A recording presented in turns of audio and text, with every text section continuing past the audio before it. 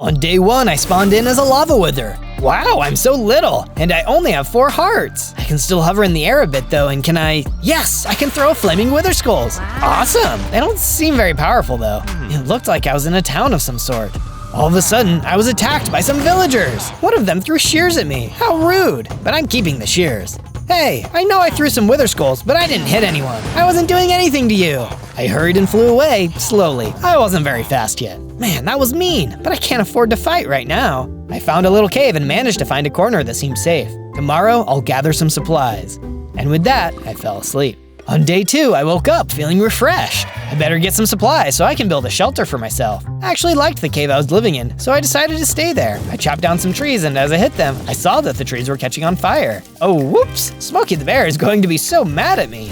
I'd have to be careful about what I touched, since it seems like I was pretty hot, literally. I had enough wood to make some tools for myself though. They were simple, but they did the trick. Then I almost made myself a nice little nook in the cave, but the pickaxe broke. I went to craft some stone tools, and while crafting, the crafting table set on fire. Oh man, I'll have to figure out a solution to this. I noticed that my hunger bar was getting a little low, but I didn't really know what withers like to eat. I guess I would have to go out and try a few things. I flew around the forest and found some mushrooms and other berries. I tried them, but it seemed like withers didn't like mushrooms. Blech, looks like no fungi for this wither. I continued on and saw some animals. Maybe I would like some eggs or chicken. Sorry guys, I ate the raw chicken, but I didn't like that either, and it barely refilled my hunger bar. I explored some more, but it started to get dark, so I decided to head home for the night.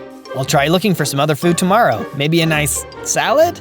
On day 3, I went looking around for some plants and grass. I went for the grass, but it only dropped seeds. Then I had the idea to use the shears on it, and voila, I got some dried grass. I decided to eat some dried grass, and finally it refilled my hunger a decent amount. Weird, but whatever does the trick, I guess. As I was eating, I thought I saw something moving behind a tree. Hello? I didn't hear anything, so I assumed I was alone. I kept eating my dry grass. I went exploring and realized that I was on an island. The water was so clear and beautiful, I wanted to touch it. I reached out, and it hurt me. I don't think I like water anymore. I mean, I'm literally made of lava, so it makes sense. I made sure to gather up some grass for later. I flew away from the shore. I decided to explore closer to the center of the island. There were lots of trees and bushes. There seemed to be a mountain in the middle of the island. Wait, no, it was a volcano. Oh, wow. I flew a little closer to the lower part of the volcano and realized there was some lava inside. Ooh, that feels nice. All of a sudden, some lava spewed up at me, hitting me out of the air. Ouch! I quickly flew away and headed back to my cave for the night. On days 4 to 5, I left the cave to go exploring some more. I realized later that someone was following me. I wasn't sure what it was, but I could see it darting away when I wasn't looking. I decided to hide behind some rocks and then pop out at it. It came around the rock, and I scared it. It was just a little butterfly. Hey, what are you doing following me? I'm not. Okay, sure. I kept going and waited again for the butterfly to come around the bend of a rock. You are following me, admit it. Fine, I am, but I need your help. Me? What can I help with? You need to keep the island from exploding. What? The butterfly sighed and flew away anxiously. The island has been shaking and there have been small lava explosions. The town wise woman said that the island is going to be destroyed with a huge explosion. It can be prevented by a hero. Me? The town summoned you and you came, but one villager and his family were opposed to the whole thing, and he's the one that attacked you. Rude. Right? Anyway, you're our only hope. Why me? I assume it's because you're made of lava? That would make sense, but I have no idea how to do that. I need to talk to the village wise woman. Agreed. The butterfly, who called herself Vanessa, led the way. On days 6 to 8, we arrived back at the village. We saw a few people around, but not many. Those are the people who attacked you, Bruce and his son Bobby. Vanessa pointed out some villagers outside with some pitchforks. They were arguing with some of the other villagers. Here, I know how to get to the wise woman's house. Vanessa led me around the back of some houses when we arrived at a home with a bell hanging outside. Nice. I've been expecting you, young hero. I flipped around to see a wise old woman with a basket of various dried grass on the table next to her. I assume you are hungry. Yes, thank you. She welcomed us in and she made Vanessa some tea. You want to know how to defeat the volcano? Oh, I don't even believe that I can. I'm so small. You can. You just have a few steps to take. She brought out what looked like an orb. I knew that the volcano would erupt someday. The villagers turned to me to help, and I gave them a solution, but some would not listen. They will seek you out to hurt you. They believe you are evil and have ill intent. Why would they think I'm evil? Some withers are, but that is a choice, young friend. You choose your path. And for the sake of our island, I hope you choose wisely. The orb suddenly started to glow, and I saw a figure inside. It looked like me, but bigger and stronger. You can gain the ability to control the lava and tame the volcano, but it will take time. You will need to complete tasks in order to become the hero we so desperately need. What do I need to do? Only you will be able to know. The volcano will speak to you. Speak to me? Interesting. It had gotten late, so the woman invited us to spend the night. On days 9 to 10, Vanessa and I woke up and went outside to collect some food from the old woman. Before we left, the wise woman said that in the vision, she also saw our struggles with setting things on fire. That's when she tossed out a cobblestone crafting table. Just what we need, thanks. Vanessa started to fly away. I need to take care of some things, but you should go see what Bobby, one of the villagers, is doing. I went ahead, and that's when I noticed a villager, who I assumed was Bobby, was outside among the other townsfolk. He looked angry. Then all of a sudden, he jabbed his pitchfork at an innocent villager. Defend them. Where did that voice come from? I decided to listen to it. Hey, leave them alone! I dashed over to help the villager and stop Bobby. Get back, you devil! We don't want you here! Bobby tried to stab at me, but I moved out of the way. I'm not here to hurt you. I'm here to save the island. Just please stop hurting people. Bobby looked surprised. You're not going to eat us? Ew, gross. I mean, no, why would I do that? Bobby looked shocked and he lowered his pitchfork. My father has been telling everyone that withers are evil and can never be trusted. They feed on the souls of men. Well, I definitely don't. I just like grass. Bobby seemed confused, but also relieved. He looked at me and nodded. I will follow you, Tiny Wither. I know that I had my doubts, but you seem like you really care about our people and our island. And I did. I knew they were just trying to make their way in the world like me. We could all live together in harmony. Just then, Bobby's father, Bruce, ran out of the house with a pitchfork. He ran towards me, but Bobby blocked him. Dad, don't hurt him. He's just trying to help. Get out of the way, boy. You don't know what you're talking about. Then Bruce jabbed his pitchfork at Bobby. Defend them. Hey, leave them alone. I spun towards Bruce, pushing him away. As I did, I threw one of my tiny little flaming wither skulls at him. It wasn't much, but it did a little bit of damage. It also gave him some wither effect. You see? He's an evil creature. He will only cause pain and misery wherever he goes. I am not evil. The only evil here is you. And with that, threw another flaming wither skull. It didn't take Bruce out, but it did bring him down. Stop him. Make sure he doesn't hurt our friend again. Bobby smiled at me and chained Bruce up, took his pitchforks, and took him off to the jail.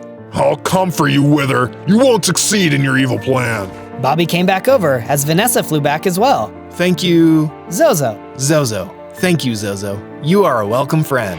All of a sudden, I felt a power surge through me, and I leveled up into a slightly bigger wither. I had more hearts, and my flaming wither skull seemed more powerful too. Then I heard the ethereal voice again. Well done, Zozo. I looked around, but I didn't see where it came from. Wow, neat. Vanessa flew around me and did a little happy dance? I don't know, but it looked fun. Wow, that was amazing. Thanks, now let's see what my new wither skulls can do. I launched some skulls and saw that they did more damage than before. There was more room to grow, but this was definitely a good start. I felt amazing. I also felt a warmth in my heart. I think the voice I heard was the volcano calling to me. I defended the people, and it was happy. On days 11 to 12, Bobby helped me build a house in the village. Well, it was more like a nice cave in the side of a rock, since I would burn wood if I touched it. We figured that I should stay close. Vanessa flew in and saw that I was making a new home, and informed me that while she was gone before, she had decorated my old cave. And now that I was building a new place to live, she was sad I wouldn't be using her improvements. I told her not to worry, as I planned on bringing everything she had done in the old base to this new one. She seemed to like that and did her little happy dance. As I made my way to the cave, I noticed some spiders outside of it. They weren't too much of a threat, and I took them out easily. Easy peasy. I ate a bit of grass while looking at the new entrance of the cave, and one of the small spiders jumped up behind me and tried to bite me. I took it out with one hit. I went in and gathered my things, but before I could grab all of them, a huge spider dropped down from the ceiling. Aw, gross!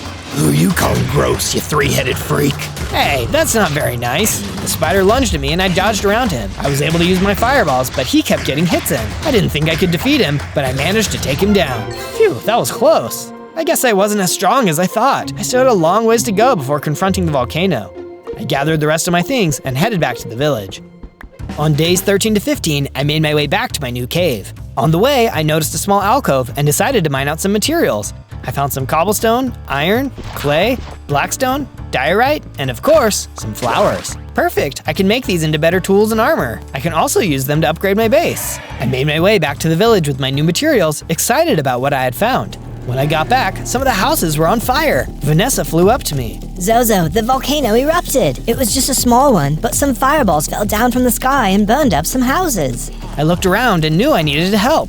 Bobby threw an empty bucket at me, and I hurried to the ocean to help take out the fire with the water bucket. Since I wasn't touching the water directly, I was fine and didn't get hurt. I asked Bobby to come with me, and we mined out some more stone. We needed to fireproof the houses, just in case. We helped the villagers make some improvements to their homes so they wouldn't catch fire again. It was hard work, but we all felt a little safer afterwards. Except I didn't get why the volcano was telling me to do things and then attacking people. There had to be some sort of explanation. While I thought about that, I decided to finish up my cave home by adding all of the things I had gotten from my old base. I also used some of the materials I had mined earlier, and last of all, I smelted down the iron so that I could craft some better tools and armor. On days 16 to 19, I woke up to the voice again. Be strong for them. I didn't know exactly what that meant, but I needed to find out. I went to the wise woman again and told her that the volcano had spoken to me. I also told her I didn't understand why it would attack the villagers. To answer that question, you must talk to Bruce. Bruce? The guy that tried to hurt me? Precisely. I didn't understand why, but I'm sure I would figure it out. Subscribe. Subscribe? Well, I guess if the volcano said it, then it's pretty important. I made my way out of the house into the jail cell where Bruce was being kept. I need to talk to you, Bruce. Never. He spit at me. Why do you hate me so much? He ignored me. I guess I could try again later. I headed out and went to find Bobby and Vanessa. I told them all about the volcano speaking to me and about Bruce. Bobby didn't seem surprised. My dad doesn't really talk that much. It would take a miracle to find out what he knows. Great, off to a strong start. I got back to my cave and made some better upgrades to my house. I even built Vanessa a little nook to stay in. She seemed to really like it. Thanks, Zozo. You're awesome. She really did know how to put a smile on my faces. On days 20 to 22, I woke up with that same voice in my head. Be strong for them. Can you at least tell me how? Silence. Great. I got up and decided to go out to the beachfront to look for some things and gather supplies. It was beautiful, but I had learned my lesson about water. Just then, a huge crab came out and tried to snatch me. Luckily, I was made of lava and I burnt him. Ouch, that's rude. I wanted to eat you. Trust me, you don't want to eat me. The crab looked at me, confused. You're not a shrimp with 3 heads? No, I'm a lava wither. Zozo, to be exact. A lava wither? Haven't seen one of those since the last one was summoned. Wait, there was another one? When? The crab clicked his claws for a minute and thought. Probably like 40 years ago. Something like that. That was a small thing then. This was new information. Thanks, you've been a big help. I would say thanks to you, but you're not a shrimp, so I'm even hungrier. And with that, the crab skittered away. What a weird guy. We had almost forgotten why we came to the beach, but then remembered and picked up some more sand. On days 23 to 26, I headed back to the village and started smelting the sand. Vanessa and Bobby came to say good morning. I told Bobby and Vanessa about what I learned from the crab. Another wither was summoned? I wonder why nobody ever mentioned it. Yeah, I wonder. I decided to talk to the wise woman again. She would have been around then, so she must know something. I confronted her and she sighed. I had hoped that Bruce would have told you, but I suppose I must. She grabbed her orb again and I saw images flash across it. About 40 years ago, 2 young men in the village decided to play with magic. They had read about withers and decided that they wanted to summon one. They grabbed the items required from a weird magical room. They went about it correctly, but there are always risks. Once the wither was summoned, using magma blocks and wither skulls, it befriended the 2 young men. They kept it secret for a long time, but the wither wanted to be free. The boys promised that they would let him go, but they never did. The wither grew bitter and despised humans, especially the ones who had summoned him. One day, he managed to break free from its bonds. There was an argument between the 3, but the wither had had enough. He attacked the village and the 2 young men. Let me guess. Bruce was one of those young men. The other died trying to save Bruce's life. His name was Marcus. So what happened to the wither? It laid the village to ruins, destroying most, and then escaped, taking captivity in the volcano. It grew over time and now inhabits it. It seeks revenge on all humans, but it's been biding its time. So it's not the volcano that is attacking people, it's the wither living inside. The old woman nodded. But the spirit of the volcano has been battling with it for many years. It has grown weak, nearly on the brink of collapse. That is why we need you, Zozo. You must restore the volcano and defeat the wither corrupting it. That was a lot to process. This wither had been growing for over 40 years. How could a small wither like me stand against something so powerful? On days 27 to 31, I woke up and knew where I needed to go. I went to Bruce and told him what I had learned. He looked tired today, not as angry. I know what I did was wrong. I messed with power that I had no right to use. I wanted something special, and I treated it like garbage. It's all my fault that this is happening, but I can't fix it. He seemed so sad, but I knew what I needed to say. That's why I'm here. I will protect you. All of you. Bruce looked at me and he smiled. I owe you my life, Zozo. Thank you. I unlocked the gate and let Bruce out of the jail. He couldn't embrace me, so he bowed a little bit instead. I will follow you, little Wither. You are our strength. Just then, I felt another surge of power, and I leveled up into a bigger Wither. I was now adult size. I felt that calm again, and then I heard the voice. Well done, Zozo. I was on the right path. Now, I just needed to prepare. On days 32 to 35, I tested out my new abilities. I could shoot bigger fireballs and could even fly faster.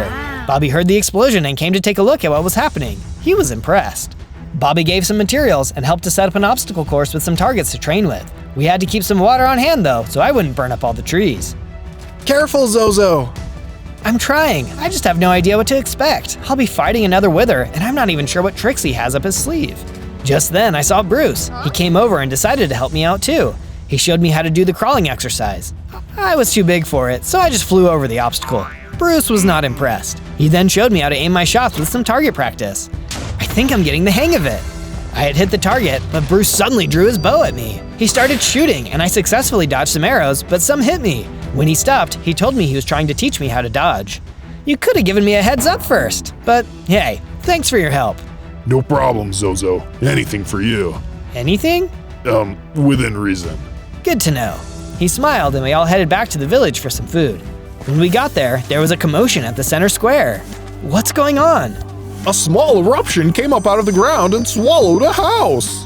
We looked and indeed, there was a large spot where the house should have been. Instead, there was a pool of lava. Was anyone inside? No, thank goodness, but it's not safe here. The villagers all argued until Bruce hushed them. We will take care of this. We will fortify the village and take precautions. The villagers seemed a little at ease, but still scared. I was going to give it my all to protect these people. I just needed to know what to do next. On days 36 to 39, I waited for the voice of the volcano to guide me. There wasn't anything, and I felt a little bit frustrated. Why aren't you talking to me? Nothing. I decided that I would just wait, patiently, or at least try to. Bruce and I helped to further fortify the village.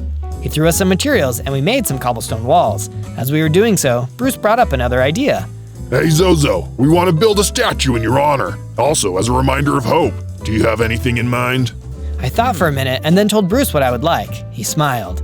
That sounds perfect. We gathered the needed supplies and started to clear a spot for the statue. We built part of the base and hope to get it all done in a few days. Can you tell what it is?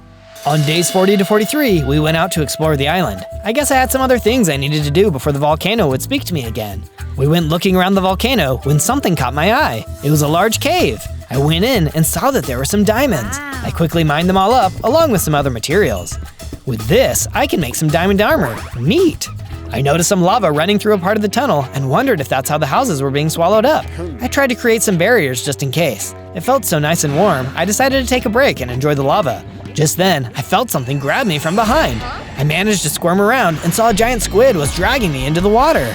I wasn't burning him because his tentacles were wet, so I was helpless. Oh no! He swam into the water, pulling me with him. When I touched the water, I solidified and was basically useless. I tried to gurgle to make him stop, but he kept swimming further and further down. I saw my hearts dropping and thought this was the end. Just then, the squid released me into an alcove. Out of the water, I transformed back into a lava wither. My warm heart was enough to melt the stone back into lava. Hey, there you go, friend. I have saved you. Saved me? You almost destroyed me. The squid looked confused. Wait, you're not Lily? No, who's Lily? My daughter! I looked around and saw some axolotls coming up to me. That's not her, Paul. You need to stop snatching people. I looked at the axolotl and she looked at me. There was absolutely no resemblance. Sorry about Paul. He is Lily's friend and she disappeared a few days ago. We think she might have been kidnapped by the other clan of axolotls. They live nearby, but their keep is protected by a shark. Well, it sounds like you need help. I'll go look for her and bring her back to you. Really? Wow, that is so kind of you. Here, you will probably need this. The axolotl gave me a diving suit. I guess that solved the problem of me not being able to go into the water. Off onto another adventure. On days 44 to 49, Paul guided us close to the rival axolotl clan. He suddenly stopped and told us he saw the blue axolotl somewhere around here one time, but not sure exactly where. We thanked him anyway. I was close to the surface and took a look to see where I was. I recognized the area. I was next to the dry grass field. This was a great opportunity to use the diamonds I got, so I crafted a diamond sword, pickaxe, and shovel. That's when the crafting table caught on fire. Ah, not this again. The bench broke before we could craft all of the diamonds. Darn it. Well, at least I got some tools. Better than nothing, I guess. That's when I noticed a nice-looking lagoon. Inside of it, I spotted a cave. It seemed empty, so I made my way underwater to take a look. Inside the cave, I thought I could see the axolotls hiding in there. Just then, I was attacked by a shark. Hey, I'm just trying to save Lily. The shark didn't respond. He kept attacking me. Luckily, I had crafted a new sword, so I was able to take him out pretty quickly. I swam up to the cave and emerged from the water onto a dry area. The axolotls looked terrified of me. I just want to take Lily back home. One larger blue axolotl moved forward. Lily is where she belongs. She loves me and wants to stay here. I didn't see Lily anywhere, so I really didn't trust this guy. Then I heard a voice. Help! I'm in here! That must have been Lily. Her own choice, huh? The blue axolotl jumped at me and attacked. The other axolotls backed away, clearly frightened. I was able to take down the leader quickly, and the other axolotls thanked me. Thank you, stranger. We've been captive to Blake for far too long. He wouldn't let us out and he kidnapped Lily as a way to start a war with the pink axolotls. Why? He was obsessed with Lily for months and wanted to marry her, but she said no. Then a few days ago, he captured her. Well, you're all safe now. I went around the corner and found Lily trapped in a cave. I freed her and we all left the lagoon. I knew what I had to do. On days 50 to 53, I went back to the alcove of the pink axolotls with the blue axolotls and explained the situation. They made a truce and Lily's mom was more than happy to have her daughter home. We owe you a great debt, Zozo. Take this as a token of our gratitude. Then Lily's mom gave me a huge stash of diamonds. Wow, thank you! Of course, if what I heard is true, you are embarking on a great quest to save our island. You will need it more than we do. I thanked them again and then started the long journey back home. On days 54 to 57, I heard the voice of the volcano speak to me. Sacrifice for them. Sacrifice? I could do that. I just needed to figure out how. I quickly made myself an armor stand and hung my diving suit up. As I got to town, I noticed that the wise woman was outside looking at the sky. Welcome back, Zozo. You have been gone for a long while. I got mistaken for an axolotl and ended up saving the kidnapped daughter and joining the clans together. Yes, as I expected. I looked at her. She was still looking at the sky. She was an odd one, she was. Another 2 houses have collapsed while you've been gone. We did our best, but the Wither grows angry. He is nearly on the brink of taking over the volcano. I was really worried. Maybe the villagers could leave the island and find refuge somewhere else. I suggested it to the wise woman. We don't run away from our problems, Zozo. Not run away, just stay somewhere else. We are safer here with you. I turned and saw Bruce and Bobby approaching me. Are you sure? Yes, young friend. All will be well soon enough. We all looked at the sky together for a minute. Then Bobby leaned over and whispered to me. What are we looking at? We slowly backed away as the wise woman continued to look at the sky. We went and gathered some more supplies so we could continue to work on the statue. It was basically done, we just needed a few finishing touches. We also built some new houses and made sure that the foundations were solid. We also built them over the water in hopes that the other Wither would be less likely to attack them. The Wither would try to take us down, but we would prevail. On days 58 to 62, I woke up to Vanessa flying around nervously. What's wrong, Vanessa? I think there's a storm coming, Zozo. Look! I looked outside and sure enough, it started to rain. I guess I could try to walk around in my diving suit, but it would definitely make me slower. I don't think I should go outside. I can't either. One raindrop could really hurt me badly. I hadn't thought about that, but it made sense that Vanessa was pretty fragile. Her wings were paper thin. It's okay though, we can have a day in. We can play a game. Vanessa flew around me excitedly. We ended up playing some games, and she shared stories of her family. Where are they now? I'm not sure exactly. They all migrated when I was still little. My wing was hurt, so I couldn't go with them. That made me really sad. So they abandoned you? Vanessa landed. Her wings drooped a little bit. It's okay, Vanessa. I won't abandon you. I promise. Her wings lifted a little bit, and she fluttered around again. Thanks, Zozo. You're a good friend. Sacrifice for them. I sighed. I'm trying. Bobby and Bruce eventually came over looking for us. We explained the situation, and they helped build a little overhang so we could travel to and from the village safely. I was really grateful and made some food for everyone. A little while later, I took the diamonds I had been given and made myself some nicer armor. Wow, this stuff was amazing. I could take on anything with this. On days 63 to 66, I went out to go test my new armor. I went out to the jungle area where I hadn't been before. Maybe I could find some more food items. I was getting a little bit low on dried grass and only had 5 peas left. Vanessa had told me about something called chocolate, and it didn't sound half bad. I would go looking for some cocoa beans. I was foraging through the trees when I entered a clearing. It looked like there was something written in the ground. It was that thing that the volcano had said to me. Be sure to listen to that little voice in your head telling you to subscribe. I started gathering some dried grass when all of a sudden I heard some loud screaming. I didn't see anyone around me, but then I realized it was coming from the sky. The volcano was spewing fireballs. I hurried and dodged around them, but one hit me. It was small, but it was enough to knock me over. Apparently, these fireballs are extremely hot since they set me on fire. What is this magic? I'm not supposed to burn. Another fireball hit me. Ouch, stop that. What's the matter? Can't take a little heat? I looked around but didn't see anyone. It sounded like the voice of the volcano, but much harsher. Hello? Small little wither, you are nothing, but I can make you great. I assumed it was the Wither inhabiting the volcano. I'm not listening to you. Why not? We are, after all, brothers. I'm not your brother. You are a bully, preying on the innocent. Innocent? They captured me and kept me as a pet. I knew I was destined for more. I had my revenge with the power I possessed, but I am so much more now. The time will come when I obtain all the power of the volcano, and then I will truly have my revenge. What they did was wrong, but they're sorry. You don't need to blow up the entire island because you're mad. The voice screamed and fireballs rained down around me. I tried to dodge, but I couldn't handle all of it. A fireball hit me and everything went black. On days 67 to 70, I woke up in darkness. After a minute, my body lit up the space, and I realized I was buried. Oh, great, now I have to dig my way out. I started using my tools to chip away at the hardened lava. It took a few minutes, but I was finally able to free myself. The clearing I had been in was now just a large pool of lava. Good thing I was made of the stuff, otherwise I would have been trapped. I flew over the hot magma and started to make my way back to the village.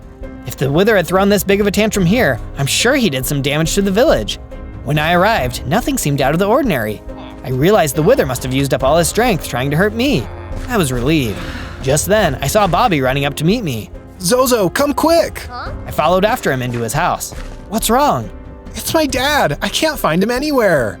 I thought for a minute, then something dawned on me. He must have gone to talk with the Wither in the volcano. That's the only thing I can think of. Bobby looked sick to his stomach. He doesn't need to do that. He probably feels responsible, but don't worry, Bobby. I'll go find him. I hurried and flew back to my cave to gather some supplies. On my way out, I noticed Bobby was waiting for me with a pack on his back. I'm coming with you. It's too dangerous, Bobby. It's my dad. I have to do something. He was right. I wouldn't want to stay behind either. He will probably go back to where it all started, on the desolate side of the island. Then that's where we'll go. On days 71 to 74, we went tromping through the island slowly. Bobby couldn't fly like me, but I wanted to keep a low profile anyways. We mostly traveled in the jungle and gathered food as we went. Hey, more cocoa beans! I totally forgot to make chocolate when I was in the village. I'll have to do that when I get back. Sacrifice for them. Sacrifice what? The cocoa beans? I think the volcano was losing it. We kept traveling and came upon a small pond. We made a small shelter and decided to stay there for the night. Bobby couldn't really sleep because he was so worried about his dad. It's okay, Bobby. We'll find him. I sure hope so. It was quiet for a while, but then out of nowhere came some more spiders. Ah, gross! Bobby helped me fight them off, and in no time they were all gone. Now I really won't be able to sleep. I'll keep watch, don't worry. Bobby nodded and then managed to eventually fall asleep. I hoped I could keep my promise to him. He really needed his dad, and I didn't want to see him lose him. On days 75 to 78, we kept trekking through the jungle. I could tell that Bobby was really tired, but he kept pushing through. We came to a large cliffside and realized that we needed to climb up it. We started to ascend, but then the island started to shake. Zozo! The island kept shaking, and then suddenly the cliffside split. Bobby fell halfway into the cliff and managed to hold onto a ledge. I looked down and noticed Bobby was barely holding on. I went to grab him, but remembered I would burn him. Zozo, move! I maneuvered around them and managed to get to the ledge. Then I mined some blocks and created a safe path for Bobby to get back to safety. Wow, that was intense. You're telling me. We waited for a minute, just in case there was another earthquake. I hope the villagers are okay. I'm sure it's fine. I wasn't too sure, but I had to be hopeful. I need a break and some water. I nodded and let him rest for a bit. We decided to make camp and I made a small shelter. We set up a fire and Bobby was able to fall asleep right away. Having a near-death experience will do that to you. On day 79 to 84, we trekked further down the side of the volcano. We finally made it to the bottom, and just as expected, there was a barren wasteland. Everything was dried up and dusty. Bobby looked around in awe. This is Empty? sad. I nodded in agreement. So much destruction and pain. It needed to be healed and restored to the way it once was. We started to make our way through, but then Bobby was attacked by some snakes. Ouch! He stabbed them with his pitchfork, but more were getting bites in. Hey, stop it! I threw fireballs at them and managed to take them out, but Bobby looked pretty bad. You okay, buddy? I think I've been poisoned. I need some medicine. It's in my bag. He managed to grab some and take it. The wilderness is not kind to you, my friend. Bobby laughed. No, it is not. After this, I'm never leaving home again. His laugh got quiet. I wonder how my dad is doing with all of this. You're weak. I'll go get you some food. Where?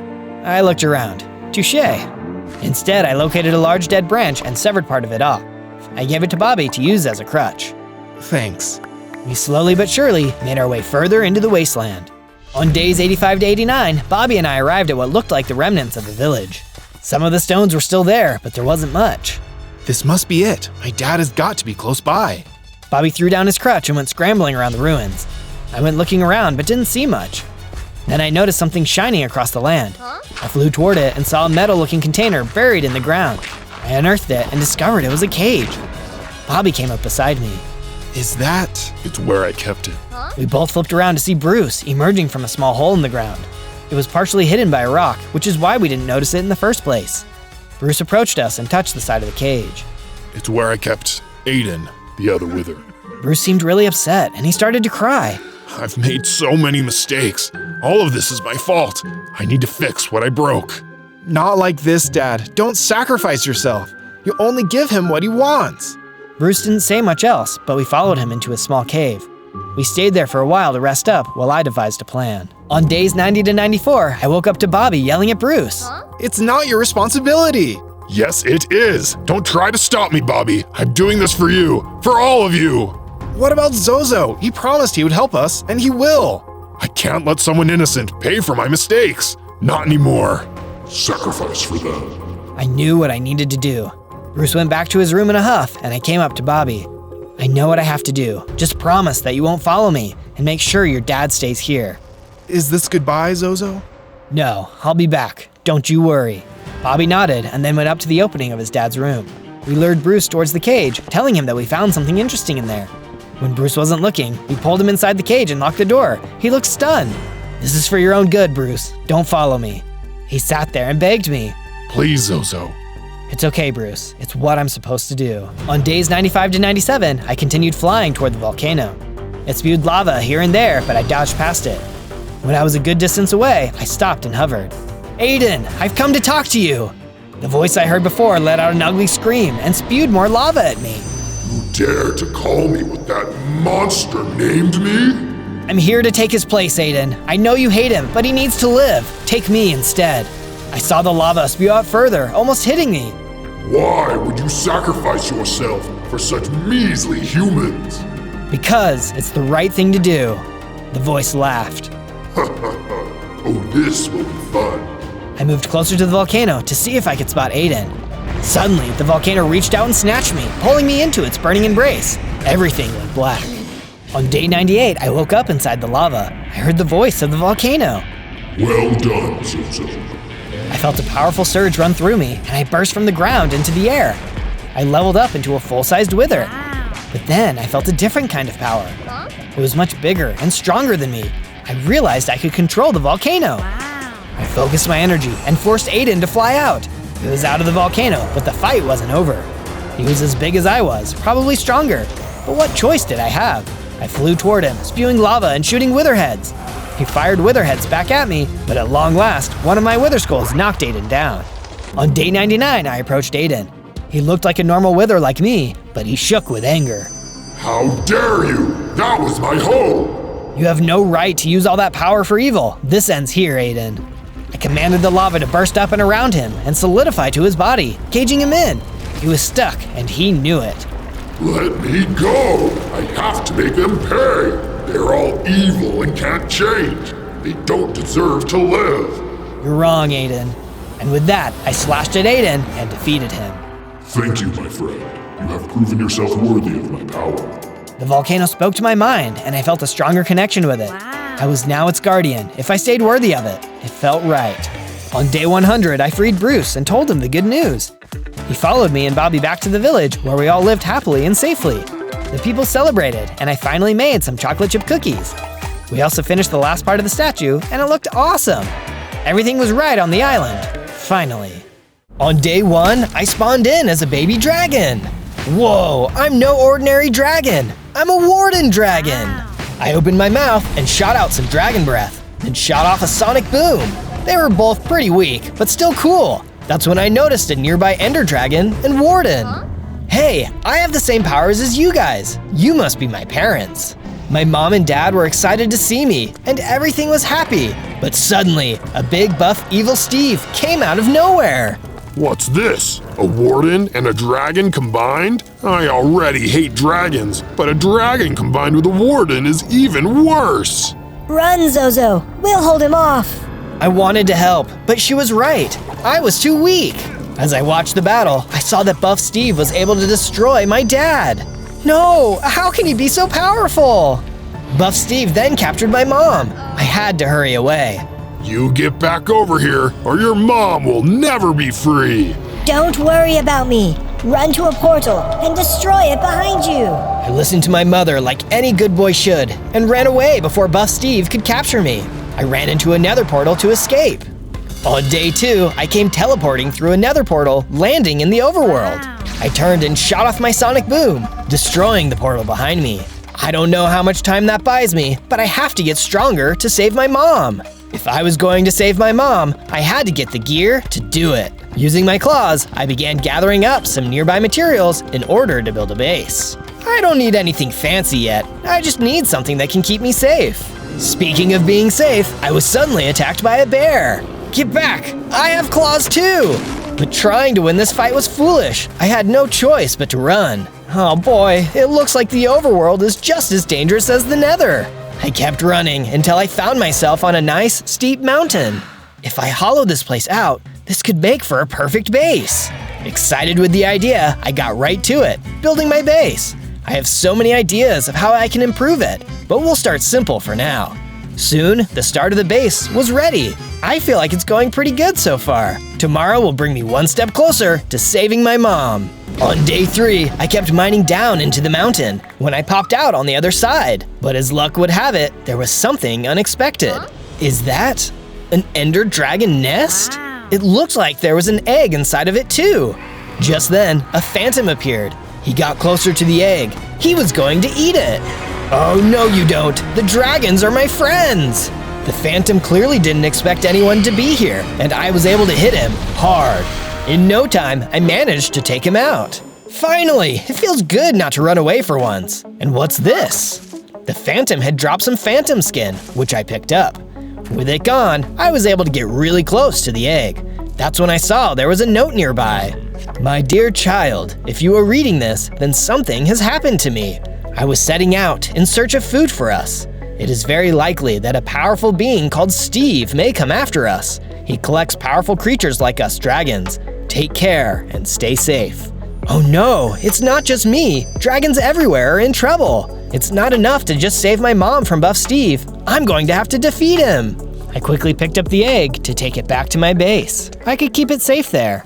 On days 4 to 5, I arrived back at my base. I got right to work building an incubator for the egg. If it was going to hatch safely, it needed a good environment to thrive in. Just as I finished up, I heard a noise outside.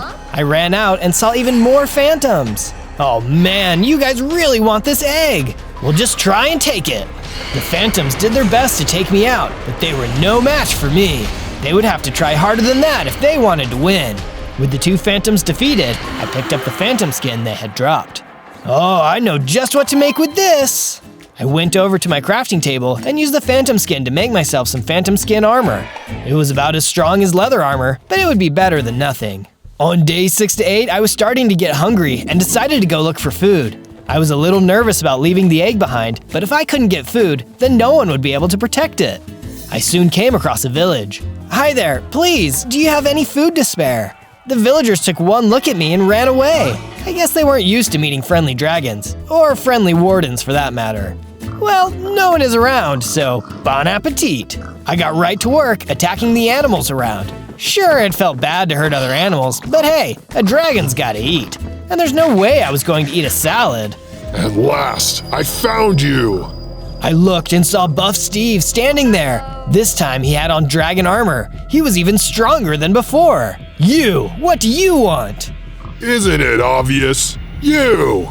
He clearly wasn't in the mood to chat, and I had no choice but to fight. I started swinging, but it was clear he was too strong. Looks like you're all mine. I saw a window to escape, and I took it. I had to get out of there, and fast.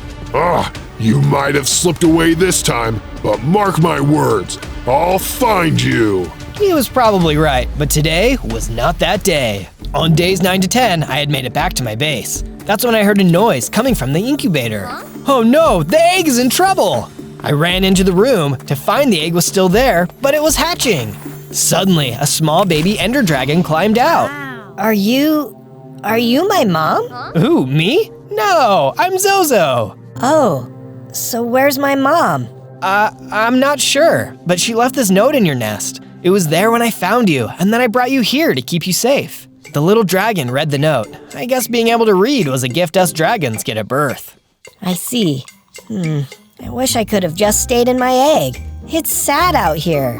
Hey, it's okay. There's a lot of cool things to do in the world too. Really? Like what? I thought about it for a moment, then told her to follow me. I instructed her to mine out a big room in the mountain because we were going to build a cool statue. I wanted to be sure we built it out of sight though, so Buff Steve wouldn't be able to find our base. The little dragon seemed to really enjoy the creative process and was much happier as we finished the first part. This is a good start, but do you have any guesses as to what it's going to be? I then got to work building her a room to stay in. I knew how hard it was to get your mom taken away from you, so I wanted to be sure she was happy and comfortable. Soon, her room was completed too. On days 11 to 12, the little dragon came out of her room to chat. Hey Zozo, what's my name? Oh, I guess you were born yesterday and could probably use one of those. How about Sivith? Sivith? Yeah, that sounds cool. Oh, and Zozo? Yeah, Sivith? I'm hungry. Oh, right. Hang tight. I'll get both of us something to eat. I went out into the land to try and find some crows to eat. After a bit of searching, I spotted a few. As I got closer though, I spotted a human nearby. Oh no, it's Steve! I went to run away when they called out to me. Wait, little dragon! That's when I realized it wasn't Buff Steve. I waited until they got a little closer. Hey, don't worry. I'm not here to hurt you like Steve. My name is Alex. What do you want? I want to help you. Steve and I used to be friends, but not anymore. What happened? Steve and I used to adventure together, along with our friend Brianna. One day we were exploring the Nether and came across the Nether Dragon. The dragon didn't mind us being there until Brianna decided to mess with the dragon's eggs. There's something magical about them, and Brianna got too close. The Nether Dragon destroyed her as the three of us tried to escape. I was sad, but Steve was angry. He vowed to take revenge on all dragons. He finds them and locks them away in his base as revenge. Through this, he has become stronger, but more evil, turning into what he is today. I feel like it's my responsibility to stop him. Thank you for sharing that with me. He captured my mom and my friend's mom. If we team up, we can stop him. Yes, I was thinking that as well. Although, I think it's important for me to keep searching for more dragons, so I can warn them about Steve. But here, take this horn. If you ever need to talk to me, you can use this. I took the horn and thanked her for her help. Maybe we could defeat him after all. On days 13 to 15, I continued looking for food as I thought about everything Alex had told me. Oh no, it's that bear again! I have to fight him off, otherwise I might not be able to find more food for days. I was stronger now, so I charged in to fight. The bear was still really strong and really packed a punch. But everyone was counting on me. I couldn't lose. I kept swinging and finally took him out. What's this? I feel so much more powerful. Suddenly, I leveled up, growing in size and gaining more hearts. Whoa, I feel amazing! If I keep growing like this, maybe I can actually stop Buff Steve. I quickly gathered up the chickens and started leading them back to the base. On days 16 through 19, I arrived back at the base with the chickens. I got right to work building a coop for them to live in. Once the coop was complete, I went over to Sivith to tell her about the chickens, and also Alex. This Alex sounds really nice, but I do have one question about everything you told me. What's that? Why are we eating eggs? Dragons come out of eggs too, so that seems kind of weird. Yeah, I don't know. It's different. Try not to think about it too much. I left Sivith to think about life and got to work building a mine. I might be able to grow in strength, but I can also build strength by making better armor and weapons. Speaking of which, I found some iron. Oh, perfect! I can finally get rid of my leather armor. This is great! Back in the base, I smelted down all of the iron, then used the iron to make myself a fresh set of armor and weapons. I'm feeling better already. On days 20 to 22, I woke up with a bad feeling in my stomach. I went to Sivith's room and saw she was missing. Sivith? Sivith, where are you? Just then, I heard another sound. It was the horn Alex had given me. She was calling me.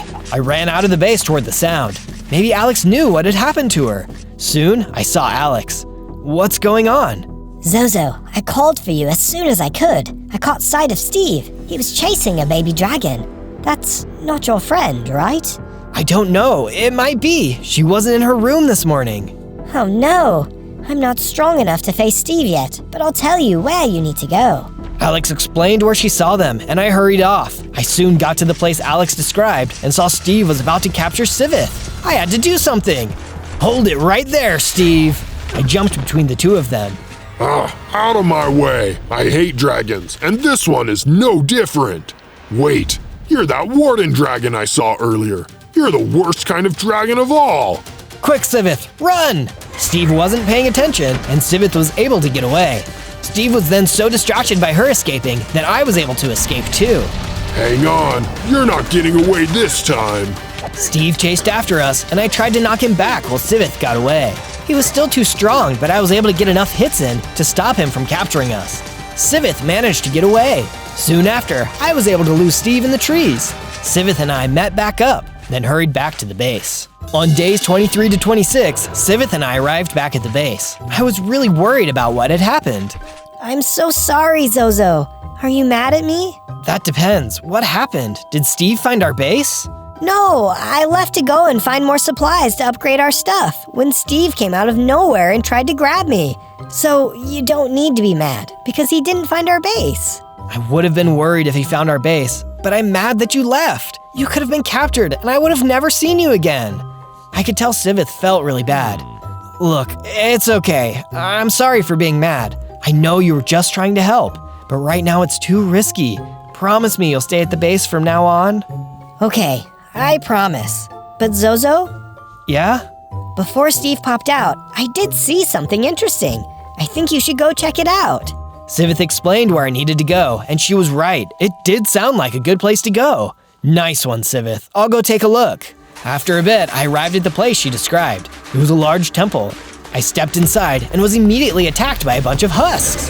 Oh, go drink some water, you dust heads. The husks did their best to bring me down, but I took them out first. After the last one had disappeared, I saw something interesting. Oh, and what might this be? I took a look and saw that there was a bone sword. Wow, this is cool! That's when I realized that the sword also gave me a special ability. Now I could spit spikes. Now that is awesome and mildly confusing. I tested it out, sending spikes shooting at the wall. As I hit the wall, murals started to appear. Just then, a mummy came out and attacked me. Oh, someone is jealous of my spit takes. I kept launching spit spikes at him, slowly wearing him down. He was not a fan, but it didn't matter because I had to survive this. Soon enough, he was gone. So what's up with these murals? I took a closer look and realized they told the story of an epic adventure. One you can watch if you search for my channel, Zozo, Z-O-Z-O. This is when I survived 100 days as Moses. You'll really like that one if you're liking this one so far. On days 27 to 31, I had left the temple and arrived back at the base. As I entered my base, I could barely recognize Sivith. She was now the same size as me. Wow, Sivith, you're even stronger now, and I know just the way to celebrate. Sivith and I headed out to do some more work on the statue. Sivith felt like a little sister to me, and I was happy to have someone on my side. Together we could do anything. We were finishing up the next part of the statue when Sivith had a thought of her own to share. This is looking good, but something isn't quite right. Feels like it could use a different material. I think you're right, and I know just what to get. I took off to grab the material I had in mind. I am a little bigger now. I wonder if I can fly. I gave it a shot and found that while I couldn't fly, I could glide. Well, that's better than nothing. I soon arrived at the bottom of the hole, but was soon attacked by stragglers. Out of my way, I've got a statue to save. The straddlers did their best to knock me down, but they were no match for me. With them out of the way, I quickly found what I was looking for. This amethyst is just what we need. I can't wait to see if it looks good on the statue. I mined up as much amethyst as I thought we'd need, then got ready to head back to the base. The statue is going to look amazing now. On days 32 to 35, I was on my way back to the base when I was attacked out of nowhere by piglins. What are you nosy oinkers doing out here? I fought them off using everything I had until the last of them were defeated.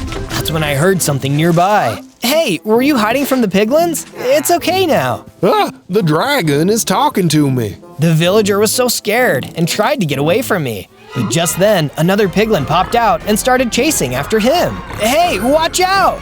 I rushed over and took on the piglin. In no time, I was able to defeat him. You saved me? Wow, thanks. No problem. Where did all of these piglins come from anyway? I'm not sure, but my village is full of them. We could really use someone like you to come and clear them out for us. Would you be willing to help? Say no more. I'm on the case. On days 36 to 39, I followed the villager back to his village. As we got closer, I could see he was right. The village was full of piglins. Let's try to get a better view of what's going on. We snuck around the outside of the town to get a better viewpoint of what was happening. You see that structure in the middle of the town? That's where everyone is probably hiding out. Got it. Hang back. I'm going to rush in there and get everyone out. Whoa, hang on. I know you took those guys out back there, but those were just low-level scouts. You can't hope to take on all of those guys down there at once. Okay, so what do you suggest? It will be nighttime soon enough. I think we might be able to sneak in and get everyone out safely. I'm good with that plan. We'll give it a shot. On days 40 to 43, the villager and I waited for nightfall. Soon, we saw that the piglins had begun falling asleep. It was time to make our move. Let's do this. We snuck into the village, doing our best to keep quiet. Even the smallest of noises could wake up the piglins. Which just then, there was a clang. My new villager friend accidentally bumped into something. Sorry. It was too late though. The piglins were awake and not happy to see us. Looks like it's plan A after all. My new friend was right. These piglins were much stronger than the scouts I had fought outside the village. What he wasn't right about though was my ability to take them on. I was tough, and the piglins fell one by one as I took them out. Soon enough, they were all defeated. Zozo, you did it. We then went over to the scared villagers, who weren't exactly happy to see me. Don't worry, everyone. He's a friend. I know dragons can be scary, but Zozo here was the one who rescued all of us. We owe him our lives. The villagers were happy to find out I wasn't there to eat them, and it felt good for people to see me as the hero. Thanks again, Zozo. And in the future, if there's anything we can do for you, just let us know. Will do. Now I've got a statue to go work on. On days 44 to 49, I returned to my base and got to work adding the amethyst to the statue. Sivith was right. This was just what it needed. All right, now we're making some good progress, but still have a ways to go. What do you think so far? All of the building and rescuing from the previous days had made me realize how badly I needed to be protecting myself from attack, so I made sure to do some work on the base. We were going to need strong defenses and traps if Steve ever found us. It had been a while since I had run into him, but I was sure something was going to happen with him soon. On days 50 to 53, I received a message from Alex. Steve and his goons were on the way to my base. How did they find us? All I know is that he was told something by a villager. A villager? After everything I did for that guy, he still didn't trust me. Oh, no, not the guy that was working with you. Just someone from his village. Still, it's a shame they would sell us out like that. Well, thanks for the warning. I'll go tell Sivith. I ran over to Sivith. Get ready, Sivith. They're coming for us, and we're going to be in for the fight of our lives. Meanwhile, outside the castle, Steve soon arrived with a gang of other players. Oh, Zozo, the jig is up. We're here for you and that little friend of yours. I don't care what you want. We didn't do anything to you. Let us live our lives in peace. Peace is not an option. Attack! Steve motioned for two of his soldiers to charge. As they got closer to the door, our trap started firing arrows, which quickly took them out. You're smarter than you look, but there's plenty more where that came from. Next up came an archer, who did their best to try and disable our traps, shooting flaming arrows into them. Unfortunately, that seemed to do the trick, and the trap stopped working. 2 griefers came up to the door, laid some TNT, and lit it. But suddenly the traps came back to life, taking out the archer and trapping the griefers in. There was an explosion, which took them out, but also took out the traps and door. The base was open now though, and the players started to run in, but not before falling into my pitfall trap. Another noob tried running in too, but fell right into the hole. Just then, someone vented in through the side and took a look in the hole. Unfortunately for them, their Spec Ops teammate popped in and knocked them down the hole. These guys really need to learn to work together. He filled in the hole, and the rest of the team charged in. Bring it on! The players charged at me while I did my best to fight them off. Leave us alone! We didn't do anything to you! Most of the players were pretty weak, but I could hear someone setting off explosions in the background. I had to hurry. I had defeated most of the players when one stronger one with a flaming sword stepped up to fight. Look man, you don't want to mess with me. The player simply attacked. His flaming sword was really strong and kept setting me on fire. Yeah, okay, I see why people don't like Dragon's fire breath. Ouch! He was tough, but my attacks were getting the job done. I could tell he was getting weak, and I got him lined up with the edge. Have a good flight! I hit him hard, sending him flying over the edge. Just then, I felt the energy surge through me, and I grew into an even bigger dragon with more hearts. Yes, I feel amazing! Just then, I heard Sivith let out a cry. She was in trouble. I looked and saw she had been captured by Steve. Ha ha ha! Say goodbye to your little friend. Steve ran out of the base with Sivith in chains. I've got to stop him! I ran out of the base, but 2 more of Steve's players were waiting for me. They weren't very strong, but they gave Steve enough time to get away. I knocked them out, but it was too late. Hang on, Sivith. I'll find you! On days 54 to 57, I got out the horn and gave Alex a call. She arrived soon after. Zozo, you look so sad. What's wrong? They got Sivith. I've never felt so hopeless. Do you know where they might be taking her? I'm sorry, Zozo. I really wish I could help, but I have no idea where they could be going. I could tell Alex felt really bad, and she offered me some raw beef to cheer me up. Look, we'll find her. In the meantime, let's get this place fixed up. You won't be of any use to Sivith if they come back and capture you too. I agreed, and Alex and I got to work repairing the base. We had soon finished up the repairs, but I was still feeling a little bit down. One thing that I thought might help though was working on the statue. Alex offered to help on that as well, which made me grateful to have a friend in her. I was so worried about myself and my problems, I hadn't really thought much about what Alex was going through. Thanks for all of your help, Alex. I know you're going through a lot too, so it means a lot you are willing to help me. Anytime, Zozo. Now take care. I've got some things to take care of. I said goodbye and got ready for bed. Tomorrow I would figure out what I needed to do to save Sivith. On days 58 to 62, I headed into the mines. I didn't know where I needed to go to find Sivith, but I knew I needed to be stronger before I could do anything anyway. As I explored the mines, I was suddenly attacked by silverfish. These guys have always grossed me out. They were quick little buggers and hard to hit. Lucky for me though, I was able to take them out without taking too much damage. I continued into the mines and soon found some diamonds. Excellent, this is just what I need.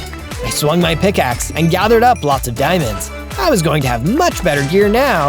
With all of my diamonds collected, I made my way back out of the mines. Back in my base, I got right to work crafting all of the diamond gear that I could. Steve wasn't going to know what hit him. On day 63 to 66, I woke up with a brilliant idea. I might not know where Steve is, but I know someone who might. And something tells me they are not going to be happy to see me. I took off towards the village I had saved days earlier. It was time to have a chat with the villager who ratted me out.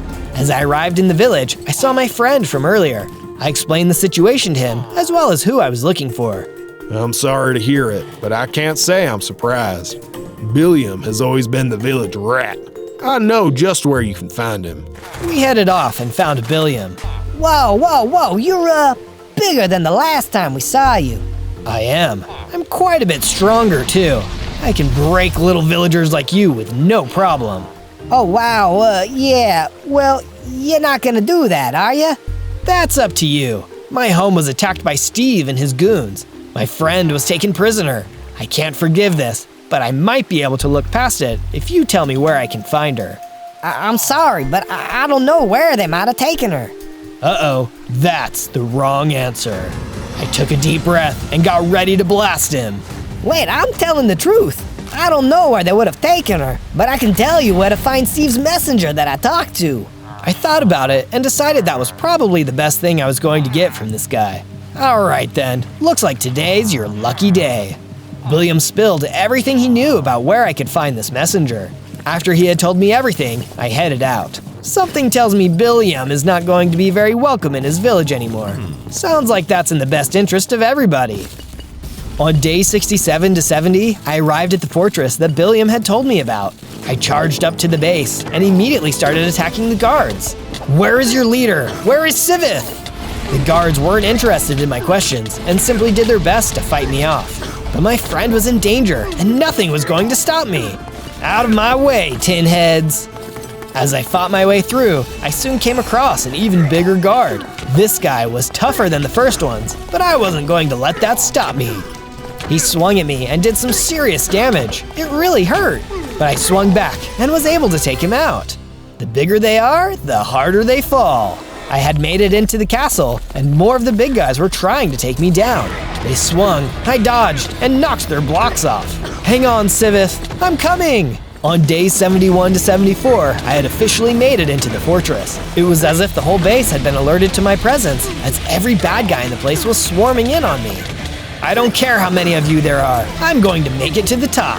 As I knocked guard after guard out of my way, I eventually found myself inside a library. Wait a second, what's this? I had found some kind of special item. With this, I have the strongest spike attack I can get. Excited with my new ability, I immediately put it to the test. There were some guards up on the balconies, and I managed to take them out. Oh yeah, whoever this guy is, he's in for a real surprise. On days 75 to 78, I made it to what looked like the lair of the castle's boss. You there, you must know where Steve is keeping his prisoners. Tell me, or else. Heh, you really think I'm gonna help a dragon? Look at me. Steve has been stealing the power of the dragons to make us stronger, and there's no way you'll be able to defeat me. What? What does he hope to gain from all of this? Not only will he finally destroy all dragons, but he will become a powerful dragon himself. Then no one can stop us. Yeah? Well, this dragon isn't going to let that happen. Bring it on! The henchman and I started to fight. I did my best to fight him off, but since he had been given dragon powers, he was incredibly strong. This wasn't going to be a simple fight. Do you really think Steve will let you live your life once he's king? He's going to turn on anyone who has even a little bit of power. Silence! You don't know what you're talking about.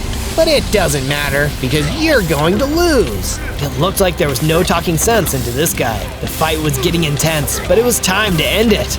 I focused all of my energy, used all of my attacks, and at long last, I won! The henchman was nearly defeated. No! How could I lose to a measly dragon? Last chance, tell me where Steve's base is. Never! The henchman leapt forward to attack me, but I took him out instead. Well, maybe there's something around here that can help me out. On day 79 to 84, I started taking a look around the castle. Wait, what's this? Inside of a chest was a bunch of golden apples. Suddenly, there was a sound outside. As I ran out to look, I could see Steve in the distance, and he was looking right at me. Ah, Zozo, just the one I was looking for. What do you want, Steve? Where's Sivith? Who? Who cares? All you need to know is I finally finished my potion. The power of the dragons is finally mine. I received word you were here, so I thought I'd let you be the first one to see. Steve drank down a potion and suddenly started to change. He turned into a disfigured but powerful dragon. Steve, what have you done? Ha ha ha! Here, let me show you up close. Steve took off into the air and flew toward me. I was strong, but not strong enough for this. I couldn't even fly yet. I had no choice but to run. Come on, Zozo, what's the problem? Afraid of a little fire? I kept running toward my base as Steve continued to chase me. I had to get to cover. We ran across the land and I finally snuck into my base. Steve flew around for a bit, but realized he couldn't fit inside. After a while, he left. I fear for the worst with Sivith. Is she still alive? On days 85 to 89, I got out of bed after a sleepless night. I had no idea if Steve would be waiting for me outside, and I couldn't risk going out there. I went back over to my statue. I had planned on completing it with Sivith, but I was worried I might not have that chance. I worked on completing the final part. Well, it's all done. It reminds me of Sivith, and she would have been proud of what we did here. I only hope I can avenge her and save everyone else from Steve's insanity. I was feeling more confident than before and stepped over to the ledge. Maybe I was strong enough to fly. I leapt over the edge and sure enough, I was able to get my wings going and fly. Yes, finally! I took some time to get used to flying. Luckily, it looked like Steve had left the area. I was able to get some good practice in when I heard Alex sounding off on her horn. I flew toward the sound and saw Alex was waiting for me. Zozo, you did it! You're flying! This is great news! Thanks! I just wish I knew where Steve's base was. One way or another, I've got to end this. Well, I've got some good news for you. I found it! I couldn't believe it. Maybe now we could finally get revenge for all the wrongs Steve had done. Even though I was feeling stronger though, I was still worried about how we could defeat Steve. Steve is afraid of anything that might harm him, so he likes to keep that close to him. When we get to his base, we should take a look around. There might be something there that can help. On days 90 to 94, I flew to Steve's base. As I landed outside the base, I met up with Alex. Wait a second, how did you beat me here? I was flying. Oh, I have another highway set up, so I can get around pretty quick. Oh yeah, that's a good idea. So have you seen Steve? Not yet. I think you should be good to head inside. I'll wait out here and let you know if Steve shows up. Sounds like a plan. Stay safe. I took off and flew over the wall, landing in the courtyard. The place was full of half-dragon guards. Oh man, what happened to you guys? As I fought off the guards, I realized that these must have been Steve's failed dragon transformation experiments. That guy was twisted. Even though they were failed experiments, they were still really strong. I was able to hold them off, but I lost some pieces of my armor in the process. Whew, okay, that was tough. Let's move in deeper and see what we can find. On days 95 to 97, I moved even deeper into the base. Jeez, this place is huge! I soon found myself in what looked to be a forge room. I decided to take a look around and see if I could find anything that could help me in my fight. There was a cool dragon statue nearby. Then I noticed a chest was near it. I wonder what could be in here. I opened the chest and saw it was full of netherite gear. This just might give me the boost I need to win the fight. I kept on exploring when suddenly I was attacked by more of Steve's minions. How many of you guys are there? I smacked as many of them out of the way as I could. If there were guys down here, I must be getting close. I was finally going to be able to get my revenge. After I defeated the last of the minions, I came face to face with another one of Steve's stronger dragon guards. The last fight against one of you was hard. Let's hope this time can be better. We both sprang into action, hitting each other and firing off different attacks. He was still really strong, but my new equipment was doing its job. I managed to get him lined up with a cliff. Hang on to your horns! I gave him a good whack and sent him flying over the edge to his doom. Bet you wish you had the power to fly.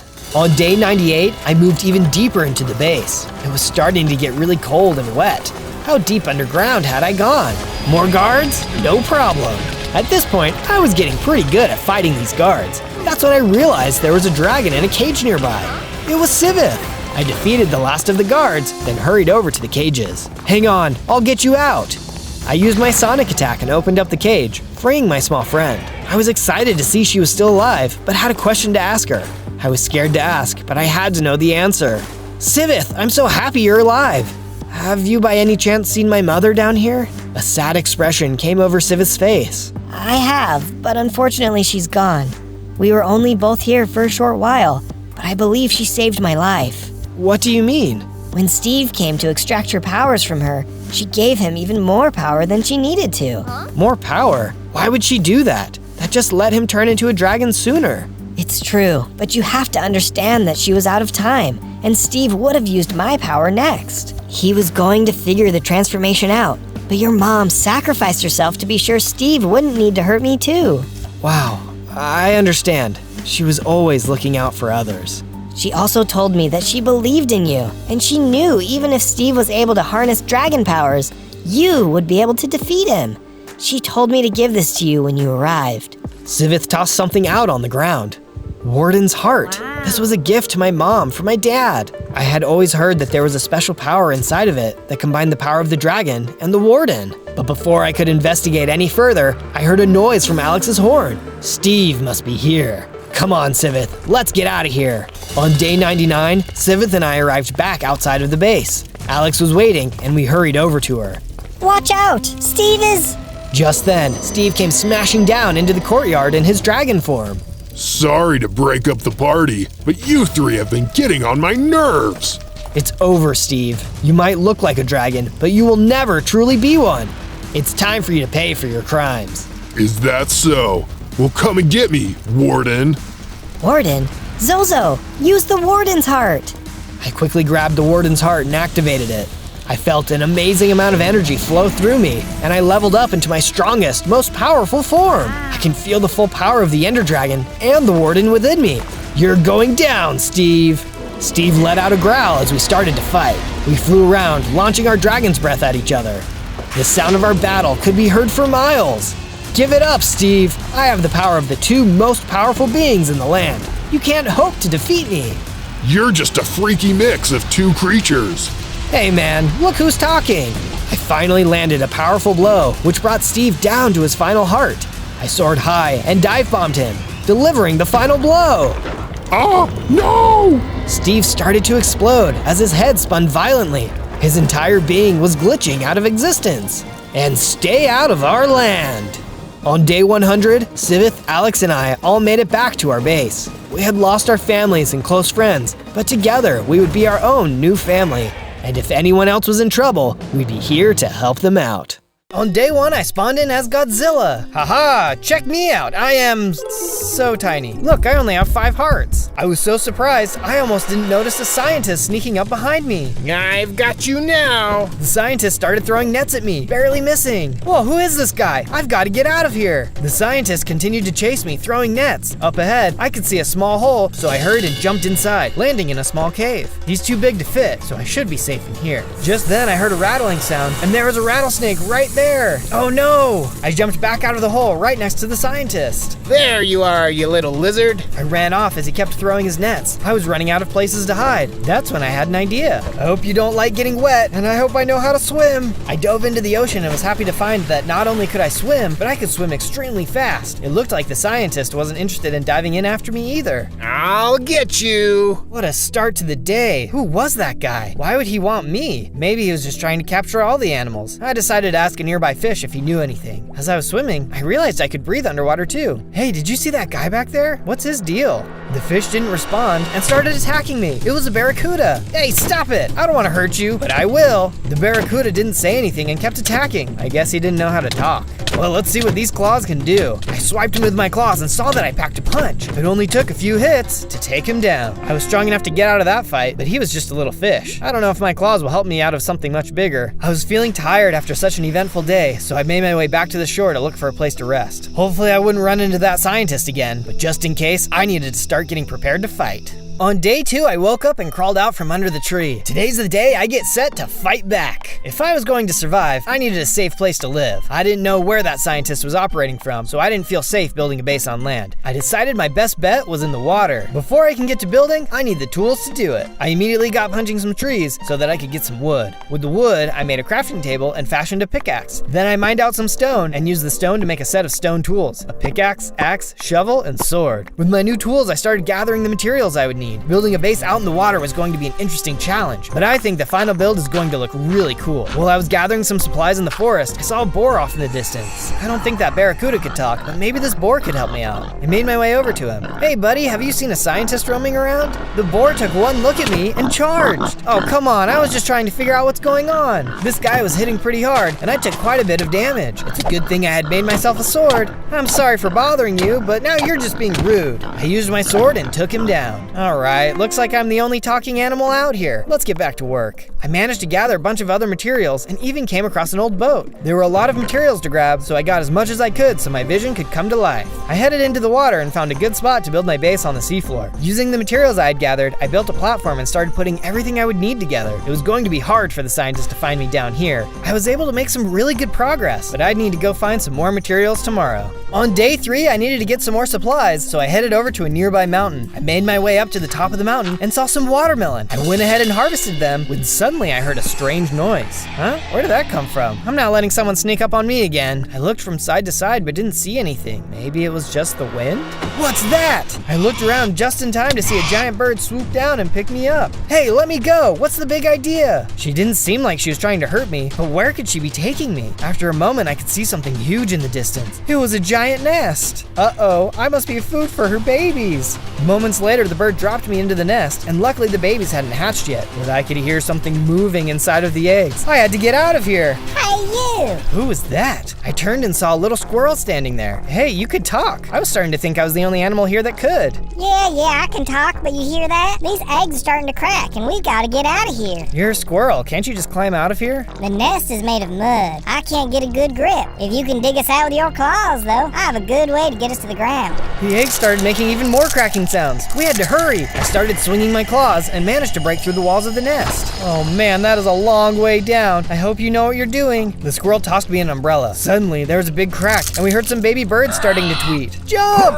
The squirrel and I jumped off the nest and slowly floated down to the ground. Whew, that was a close call. I've been having a lot of those lately. Don't tell me. Did you run into that scientist, too? Yeah, what's that guy's problem? He's been trying to round up all the talking animals. All I know is anyone he captures is never seen again. He must be experimenting on them, or something worse. I could tell the squirrel must have lost some good friends to this scientist, but I didn't want to pressure her. Well, we can find a way to stop him. Come on, you can live in my base with me. We should be safe there. On days 4 to 5, the squirrel and I had made it to the beach closest to my base. That's when I realized she wasn't going to be able to live underwater with me, but I had an idea. By the way, what's your name? My friends call me Sandy. Sandy it is. Could you give me a hand collecting some sand? I know just the thing to build for you. Sandy and I spent some time gathering sand for me to use in the build. With all the sand collected, I loaded it into the furnace and started smelting it into glass. Just because she's a squirrel doesn't mean she can't live under the ocean. With the glass complete, I got to work on building her a house. My idea was to use the glass to create a dome on the seafloor that could then be filled with air for her to breathe. That way, she could live safely underwater, but still feel like she was living freely above ground. It was tricky working underwater, but in the end, I was able to get it to work. I think Sandy is going to love it. After telling Sandy I was done with her base, I hopped into the water and was suddenly attacked by a colossal squid. Oh no, Zozo, let me help. It's okay, I don't want you to get trapped underwater. I can take this guy. The squid was crazy strong. He hit hard, which was scary because I only had 5 hearts. I needed to do something, and fast. This is gonna hurt. I aimed for the squid's eye and landed a blow with my sword. That did the trick, and he was destroyed. Nice going, Zozo. What's that? I took a closer look and saw the giant squid had dropped something. This must have been trapped in his stomach. I went over and picked it up. Oh, awesome, it's a pile of sand. If I throw this at an enemy, it will cause them to have temporary blindness. You know, this attack got me thinking. We need something to scare people and animals away from our base. I've got an idea, but I need to check some things first to see if it will work. Stay tuned. On days 6 to 8, I was on the beach when I started feeling really hungry. Sheesh, it's been a while since I've had something to eat. I need to work on a food source. I decided that since my favorite food was meat, my best bet was to round up some different animals and keep them up on the shore. I set up a few different pens so I could keep all the animals I was going to collect in one place. With the pen set up, I made my way across the land and managed to find some sheep, some chickens, some pigs, and some cows. I led them all back towards the pen and got all of them locked up in their pens. As I was finishing up, I heard something in the distance. What's that sound? I looked towards the source of the sound. A couple of deer came running out of the trees. You need to run! He's coming! He's coming! You guys are talking animals. It must be the scientist. A moment later, I saw what was coming. It was the scientist. He was in a giant net firing machine. As the deer ran, he managed to capture them with a couple of leads. Oh no, I've got to help. I grabbed my pile of sand. Maybe this could help me. As I got closer to the scientist, he saw me. You again. You're the one I want most of all. He turned and started shooting at me. I tried throwing some sand at him as I made my way into the trees to try and throw him off. Hey, where did you go? The scientist drove through the trees looking for me, but couldn't see me hiding behind the tree. He seemed to be giving up. Well, at least I can capture you two. He was gonna leave with the deer. I had to stop him. I pulled out my pile of sand, then jumped next to the scientist. You didn't see this one coming. I threw the sand and got him right in the eyes. Ah, what did you do? I can't see a thing. The scientist kept trying to throw nets at me, but couldn't hit me. But in his rage, the deer had broken free. He was still too strong for me to fight, so I hurried and ran toward my base as the deer escaped into the forest. The scientist got way too close to my base. I better hide out for the night. On days 9 to 11, I returned back to my base nice to talk to Sandy. I told her everything that had happened with the scientist and that I had barely managed to escape. It's okay, Zozo. We'll find a way to beat him and save everyone. I don't know, I just feel like he's so much stronger than us, and he keeps making new, upgraded weapons. Weapons we couldn't even beat in the first place. If we don't have hope, what do we have?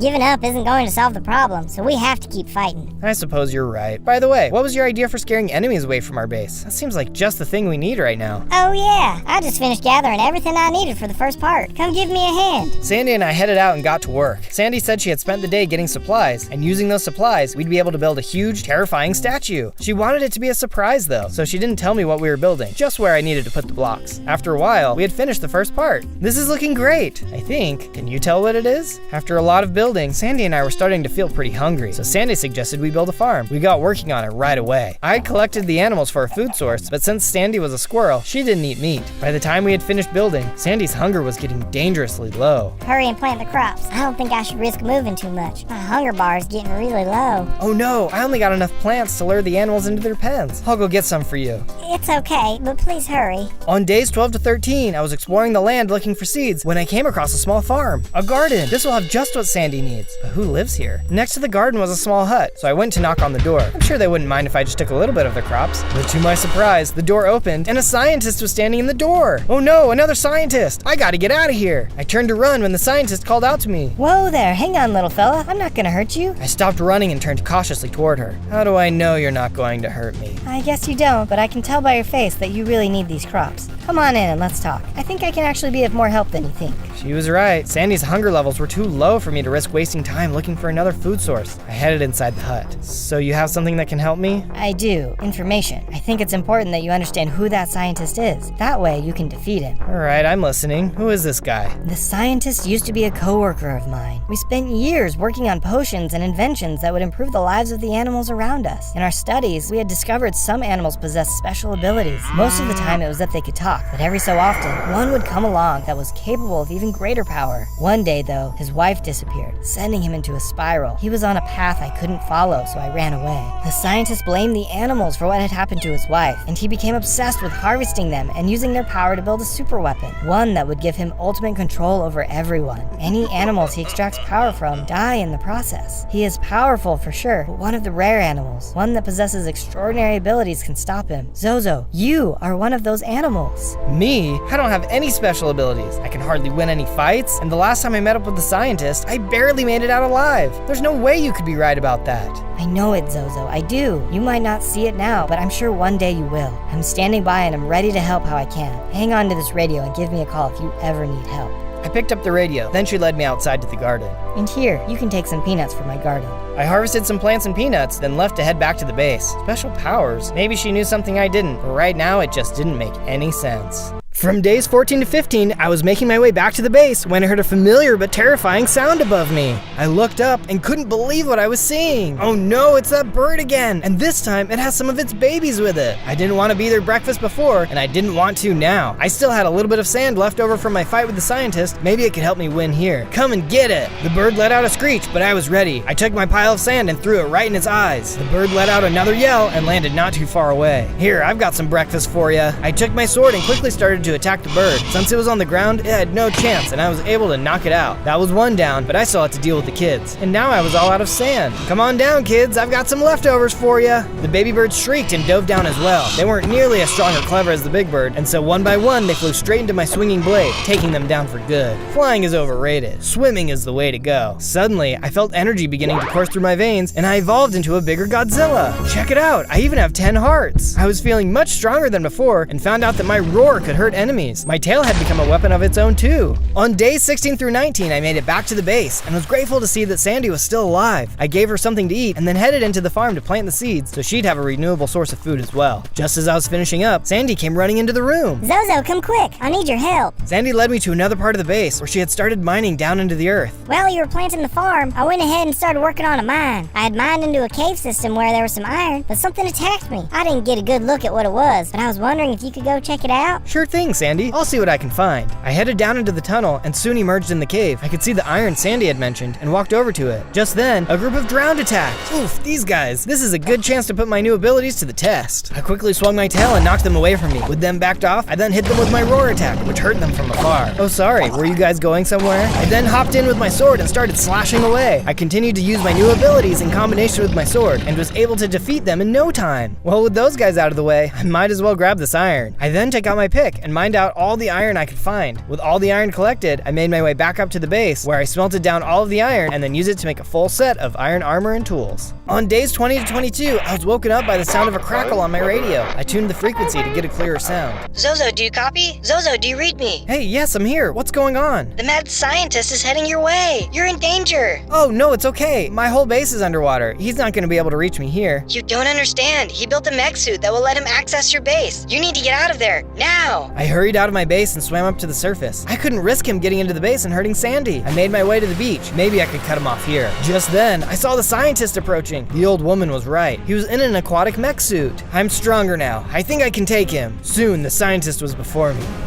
Oh, someone's been eating their veggies. You're even more valuable to me now. This has to stop. You're killing innocent animals. Oh, boo-hoo. You don't even know what you are. You have a power inside of you just waiting to burst out, and I'm gonna get it. The scientist revved his suit and fired a laser at me. I ran into the water to get some space between us. Before he could get me again, though, I let out a roar, which hurt him. I jumped closer and hit him with my tail, which seemed to put a dent in his machine. He didn't stay scared for long, though, and kept fighting back. What is this power? Ooh, you're even stronger than you look. He kept firing his laser beam at me, which really hurt. I had more health and armor than before, but I was taking some serious damage. You can't win, Zozo. You're mine. I rose up and swung with all my might, which caused his suit to start smoking. I swung again and again. I was winning. Whoa, where's the strength coming from? I can't lose. Before I could deliver the final blow, the scientist hit a button, ejecting him from his suit and launching him into the air. This isn't over. The scientist was gone for now, but if there was one thing I did learn, it's that the scientist isn't invincible. Next time we meet up, I'll be ready. On days 23 to 25, Sandy came and found me in my room. She suggested that we go search the wreckage of the scientist's machine. Maybe we'd find something. We headed up to the surface and took a look at where the scientist's machine had been destroyed. It looked like there was something in the wreckage. What's this? I picked it up and saw it was a stack of javelins. Oh, interesting. This will give me the chance to do some ranged attacks. I kept looking and saw that there was a notebook as well. I wonder what's inside. I picked it up and opened it up. If you were liking this video so far, please like and subscribe, and leave a comment on what adventure you think we should go on next. I don't know what that means. On days 26 to 29, Sandy and I headed back to the base to get some work done on the statue. I was pretty exhausted from the fight, so we thought this would be a good activity to take our minds off the conflict. It was coming along pretty well, I think. Can you tell what it is yet? We stopped working as Sandy explained to me that we were going to need some amber blocks and warped stems to get more work done. She suggested I head to a nearby island, as she heard I might be able to find some there. I'm on it. I leapt into the water and started swimming off in the direction Sandy had mentioned. In my bigger form, swimming was much faster than before. As I approached the island, I noticed something was already here. I reached the shore and saw it was infested with green snakes. If you guys don't mind, I'm just gonna squeeze by and grab what I need. Thanks. I made my way over to the blocks I needed and started mining them out. I was able to grab a bunch of them when I was suddenly attacked by the snakes. Guys, I just needed a little bit. These guys weren't talkers though, and they started biting and snapping at me with their fangs. Hey, that hurts. Knock it off. I smacked some of them away and then used some of the new javelins I had just gotten to keep them at a distance. By this combo, I managed to take them all out. Alrighty, back to business. I had gotten all of the blocks I needed, so I jumped back into the water to head home. On days 30 to 35, I was heading back to my base when I was suddenly attacked by a shark. Whoa, get out of here, you man-eater. The shark had a powerful bite, and it was doing a lot of damage, but he didn't know who he was messing with. Let's see how you like this. As the shark lined up to charge me, I pulled out my javelins and speared him. Turns out he didn't like it at all. He was hurt, but lined up to charge at me again. Suddenly, he turned and swam off in the other direction. Yeah, that's what I thought. You better run. I turned to keep swimming, but saw what made the shark swim off. There was a huge whale right behind me. Oh boy, please don't eat me. Eat you? You don't look very good to eat. Oh, you talk. In that case, nice to meet you. Likewise. Say, I've been watching you fight. You're one brave guy. Do you think you could help me? This evil scientist captured my baby, and I need someone to rescue her. Oh yeah, I'm well acquainted with this scientist. Do you know where she's being held? I'll do anything to stop that guy. There's a holding pen not too far from here. I would go there myself, but my lack of arms stopped me from breaking through anything. It's actually pretty inconvenient. Don't you worry. I'll get there as fast as I can. On days 36 to 40, I made my way to the holding pen. After a bit of swimming, I could see the enclosure. This must be it. I snuck in a little closer and could see that the holding pen was attached to what looked like a small base. There were several guards on the outside. Well, I'd like to avoid confronting them directly if possible. Let me see if I can get in contact with the baby whale. I hopped back into the water and swam over to the pen. I could see the baby whale inside. Hey there, little one. Your dad sent me to rescue you. I'm so happy to see you. I don't know how much time I have. There used to be a lot more animals in here with me, but one by one, they were taken away and haven't come back. We're the only ones left. Okay, hang on for as long as you can. I noticed there were a lot of guards out there, and I don't want to risk fighting all of them. Do you know if there's another way in? I think there might be a water duct you can break into that leads into the enclosure. If you dig into the side of the hill on the east side of the base, you should hit it. Or was it the north side? I can't remember. It's okay. I'm sure I can figure it out. I'll start digging and I'll see you soon. From days 41 to 43, I worked on digging my tunnel through the base. I feel like this is going great. I've got to be getting close. I think she was saying I need to start digging up right about now. I changed direction and started heading up. This was kind of a nice change to not be attacked head on. I felt like a proper secret agent. Suddenly, I burst through the surface and saw I was right in the middle of their base. Uh-oh, looks like I'm not a very good secret agent. I jumped out of the hole and the guards swarmed in and started to attack. There were more guys in here than I thought. They had caught me off guard and were really starting to take down my health. Oh, there's so many of them. But I still had my special moves. I let out a roar and was able to hurt some of the bad guys. I quickly started swinging my tail and hitting back. One by one, I was starting to take them out. There were so many of them, but I was a one monster wrecking machine. Maybe I do make a better action star than secret agent. Eventually, I was able to gain the upper hand and the entire base was clear. In one of the rooms, I saw a control panel with a couple of switches on it. I went ahead and flipped them. This must be controlling the gate. All right, let's go save those animals. I made my way out of the main base and headed toward the holding tank. I went around to the exit to make sure the whale got out safely. Go on and be free, my friend. Just then, the big whale dad from before came swimming up as his daughter swam over to him. Thank you, Zozo. I was afraid I would never see my daughter again. If you are ever in need of help, I will do everything I can to be there for you. On days 44 to 49, I had arrived back at my base. I had nearly forgotten I had collected materials for my statue, so Sandy and I had gotten right to work building the next part. I think I'm starting to see what it's supposed to be. What about you? Next, I got to work building some guard towers above my base. If my run-ins with the scientists thus far had taught me anything, it was that I needed to be prepared for any kind of attack. Once the towers were complete, I decided to give them a test. That night, I lured some mobs into the area and led them right into my trap. The defenses worked perfectly. The scientist is going to be in for a nasty surprise if he tries to break in here. On days 50 to 53, I woke up to the sound of a crackle on the radio. It was another warning call that the scientist was coming. Again, good thing we laid those traps. He's not going to be able to get in this time. I swam to the top of the base to get a better look and saw it wasn't just the scientist attacking this time. He was standing in a helicopter with a squadron of robot sharks in the water. I might not be able to swim in, but my elite shark squad can. Alpha team, attack! The sharks immediately jumped into action. They were headed right for the base. I braced myself for a fight. The first few sharks got caught in the crossfire of my guard towers, which quickly took them out. Nice, those worked perfectly. The next few sharks were much luckier though, and I was going to have to take them on myself. The sharks were putting up a good fight, but they were no match for my claws and sword. I also used my roar and spin attack, cutting through them bit by bit. With all of my attacks, I was able to rip through them and quickly took them out. Ha! This guy must be running out of ideas. Suddenly, I heard an explosion and saw some other robot sharks had blown a hole in Sandy's dome. A shark swam in, tied her up, and pulled her away. Zozo, help! They were taking Sandy. In my anger, my blood started to boil, and I could feel a rush of energy. Suddenly, I grew in size and leveled up. The scientist had gotten his hands on the rope and pulled Sandy into the helicopter. I started making my way toward them, but the scientist took out a rocket launcher, blowing up one of the towers. Say goodbye to your little friend. The scientist fired up his engine and flew off with Sandy. I was so mad. There were a couple of robot sharks nearby, and in my rage, I opened my mouth and shot out a stream of fire. This must be one of my new abilities. The fire destroyed them almost immediately. I've got to get Sandy back.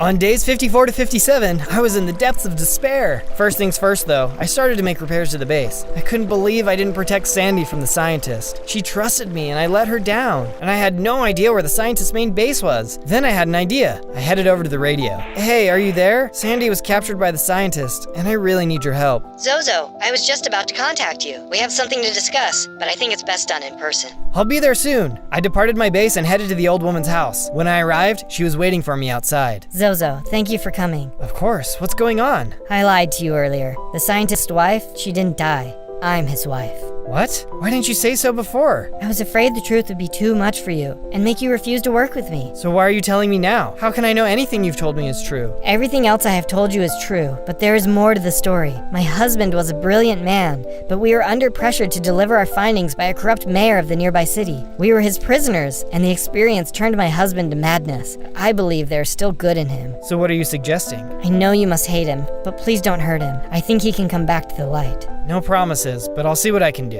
Rescuing Sandy is my #1 priority. She thanked me and told me the location to the scientist base. It wasn't going to be easy to infiltrate, so I needed to head back to my base to prepare. On days 58 to 62, I returned back to my base and headed into the mine. I was still using subpar gear and was hoping to find some diamonds. I was still sad about Sandy being gone, but I needed to stay focused. After a bit of exploring, I soon saw diamonds. Just what I was looking for. I mined all of the diamonds I needed, but as I went further into the cave, there was some lava blocking my path. Just then, I heard a roar behind me and saw a black bear had me cornered, but I wasn't worried. Impressive, but I can roar too. I opened my mouth and fired my fire breath at him. He didn't like that at all and attacked. I can go claw to claw with you, no problem. The bear swiped at me as I fought back. He was strong, but he didn't know what he was getting himself into. We exchanged blows as I shot him with my fire breath. After a bit, I took him out with ease. With my pockets full of diamonds, I headed back up into the base and got to work crafting. In no time, I had crafted myself a full set of diamond armor and equipped it. I'd like to see anyone try and pierce this armor. On days 63 to 66, I got back to work on the statue. Sandy wasn't around to tell me what we were building, but I felt like I had a good idea of where we were going with it. I would have loved to finish it, but it didn't feel right to do it without Sandy, so I decided to wait a little bit longer so we could finish it together. I'm all ready to go, but before I do, I'm told there's a red sub button you can press. The more subs we have in our Navy, the stronger we'll be. On days 67 to 70, I left my base and traveled across the land toward the scientist's headquarters. After a while, I saw some buildings beginning to appear on the horizon. That must be it. I had no idea there was such a large city nearby. As I got closer to the base, I saw it was well protected, with guards positioned all over the outside of the base. It didn't matter though. I was angry, and no one was going to keep me out. Sandy, I'm coming for ya! I ran up to the guards and started to attack, as the guards took aim and started to fire. These guys were elite troops, and I could feel the strength of their shots, but so far, my armor was holding up. Where's the scientist? The guards didn't seem interested in my questions and kept attacking. I was making my way through the guards, using every attack in my arsenal. The place was starting to catch fire, but soon enough, I cleared out all of the guards. Time to get in there and see what's going on. On days 71 to 74, I entered further into the base, attacking more guards along the way. There were a bunch of them stationed in the lobby, but as much as they tried to take me down, they stood no chance against my flurry of attacks. Once they were all destroyed, I entered the next room, which was full of animals in cages. Don't worry guys, I'll get you out. I quickly attacked all of the guards in the room. They really didn't seem to appreciate my fire breath. Soon enough, I had taken them all out. I then headed over to the wall and pressed a button, which released them all from their cages. Be free, my friends. Just then, I saw a bear had started attacking another animal. That's when I noticed he was a robot bear. Oh no! I quickly ran over and started fighting him, taking him out as quick as I could. But there were some robot ducks that had started attacking me too. How could the scientists do this to the animals? I managed to fight them all off too. I've got to find Sandy, and quick! I headed into another room and saw a few more animals in cages. I was careful to check and be sure they weren't robots before breaking them out. I took out some more guards and then saw a strange object floating over a block. What could this be?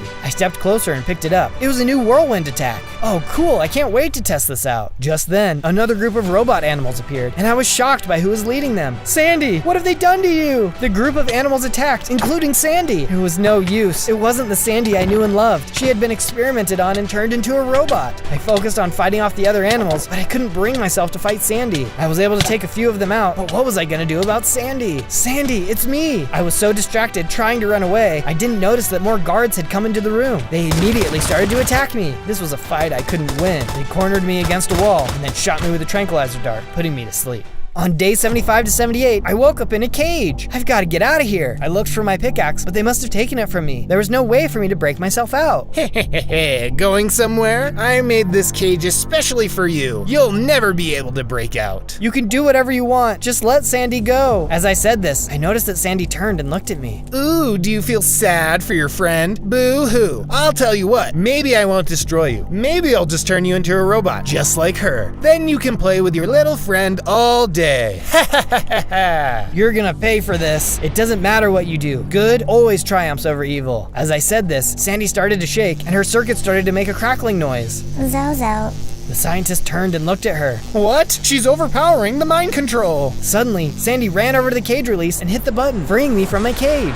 You're in for it now. Ah, oh no! The scientist ran out of the room. Before I chased after him, though, I took a look at Sandy. Go, Zozo. The mind control is taking back over. I don't want to fight. Without wasting another moment, I took off after the scientist. He hadn't gotten very far, as he had just run into the other room. But that's because he managed to get himself into a fancy mech suit. Enough games. I'm going to end this now. The scientist attacked. His weapon was way stronger than I was expecting, but I was way stronger than even he knew. I hit him with everything I had. I used my weapons, swung my tail, and shot him with my fire breath. So much strength. You would make me invincible. The scientist fought right back, using every method he could to make sure I really felt it. He fired his weapons and was able to move quickly around the room. At one point, I was down to just a few hearts. Time to say goodbye. Just then, I noticed he was standing next to some TNT. Goodbye. I shot my fire breath and hit the TNT, which knocked him out of his suit. He slumped down against the wall. No, I must complete my mission. Just then, I noticed a control panel on the other side of the room, labeled Mind Control. This can free Sandy. I hurried over to the switch and flipped it. To my surprise, I heard a crackling sound and saw it was coming from the scientist. He had been under mind control. Zozo, thank you.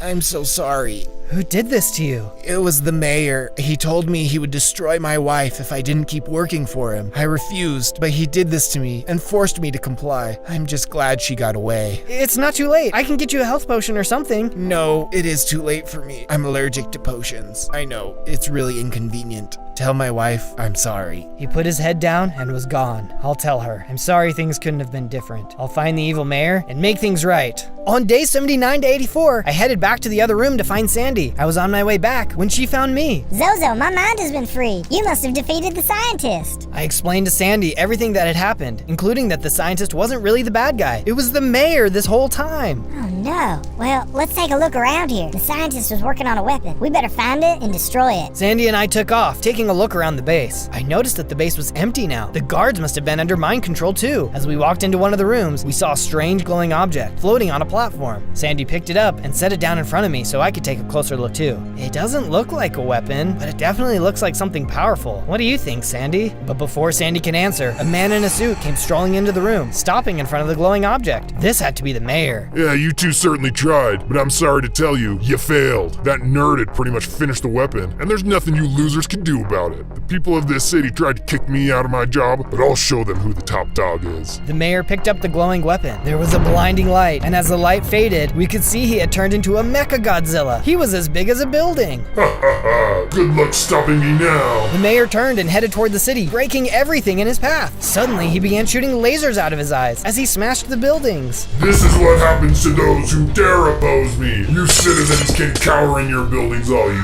want. I will find you and I will destroy this entire city.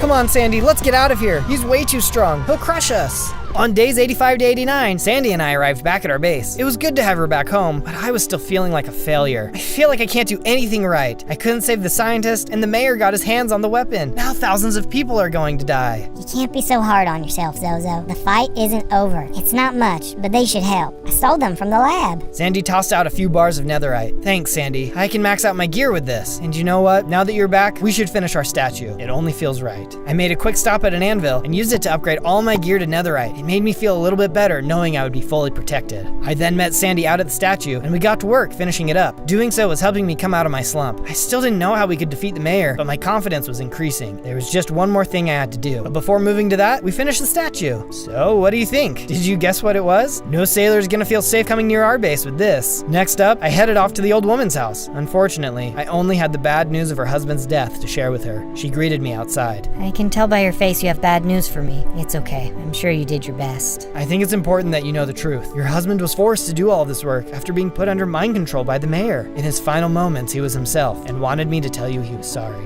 I could see that there were tears in her eyes. Thank you for coming and telling me. I should have known that mayor was behind everything. I explained to her the situation and how the mayor was currently on a rampage in the city. The mention of that seemed to shock her. He used it? While you have been gone, I've been researching why my husband was so focused on capturing you. I couldn't quite figure it out, but I'm positive that the weapon wouldn't have been safe for someone to use without your power added to it. Well, it certainly seemed to work just fine, regardless of any power I have. He seems to be pretty strong himself. Just then, she perked up with an idea. You know, if there's one thing I knew about my husband, it's that he was incredibly thorough in his work. He never completed a project without having a backup. But Sandy and I searched all over the base and didn't see anything like what we found. Is there another lab somewhere out there? Just then, I remembered the other pen where the baby whale was being kept. There could be something there. On days 90 to 94, I arrived back at the pen where the baby whale had been kept captive. The base was completely empty now, except that it had been overrun by charged creepers. Oh, stay away from me! I managed to fight through the mobs and make my way into the base. Inside the base, there were some skeletons, and they started firing their bows at me. Get your airheads out of here. I managed to hit them with fire breath and fight through them. As I searched the base, I had to keep fighting my way through the mobs. After I had destroyed them, I noticed there was a switch hiding behind one of the columns.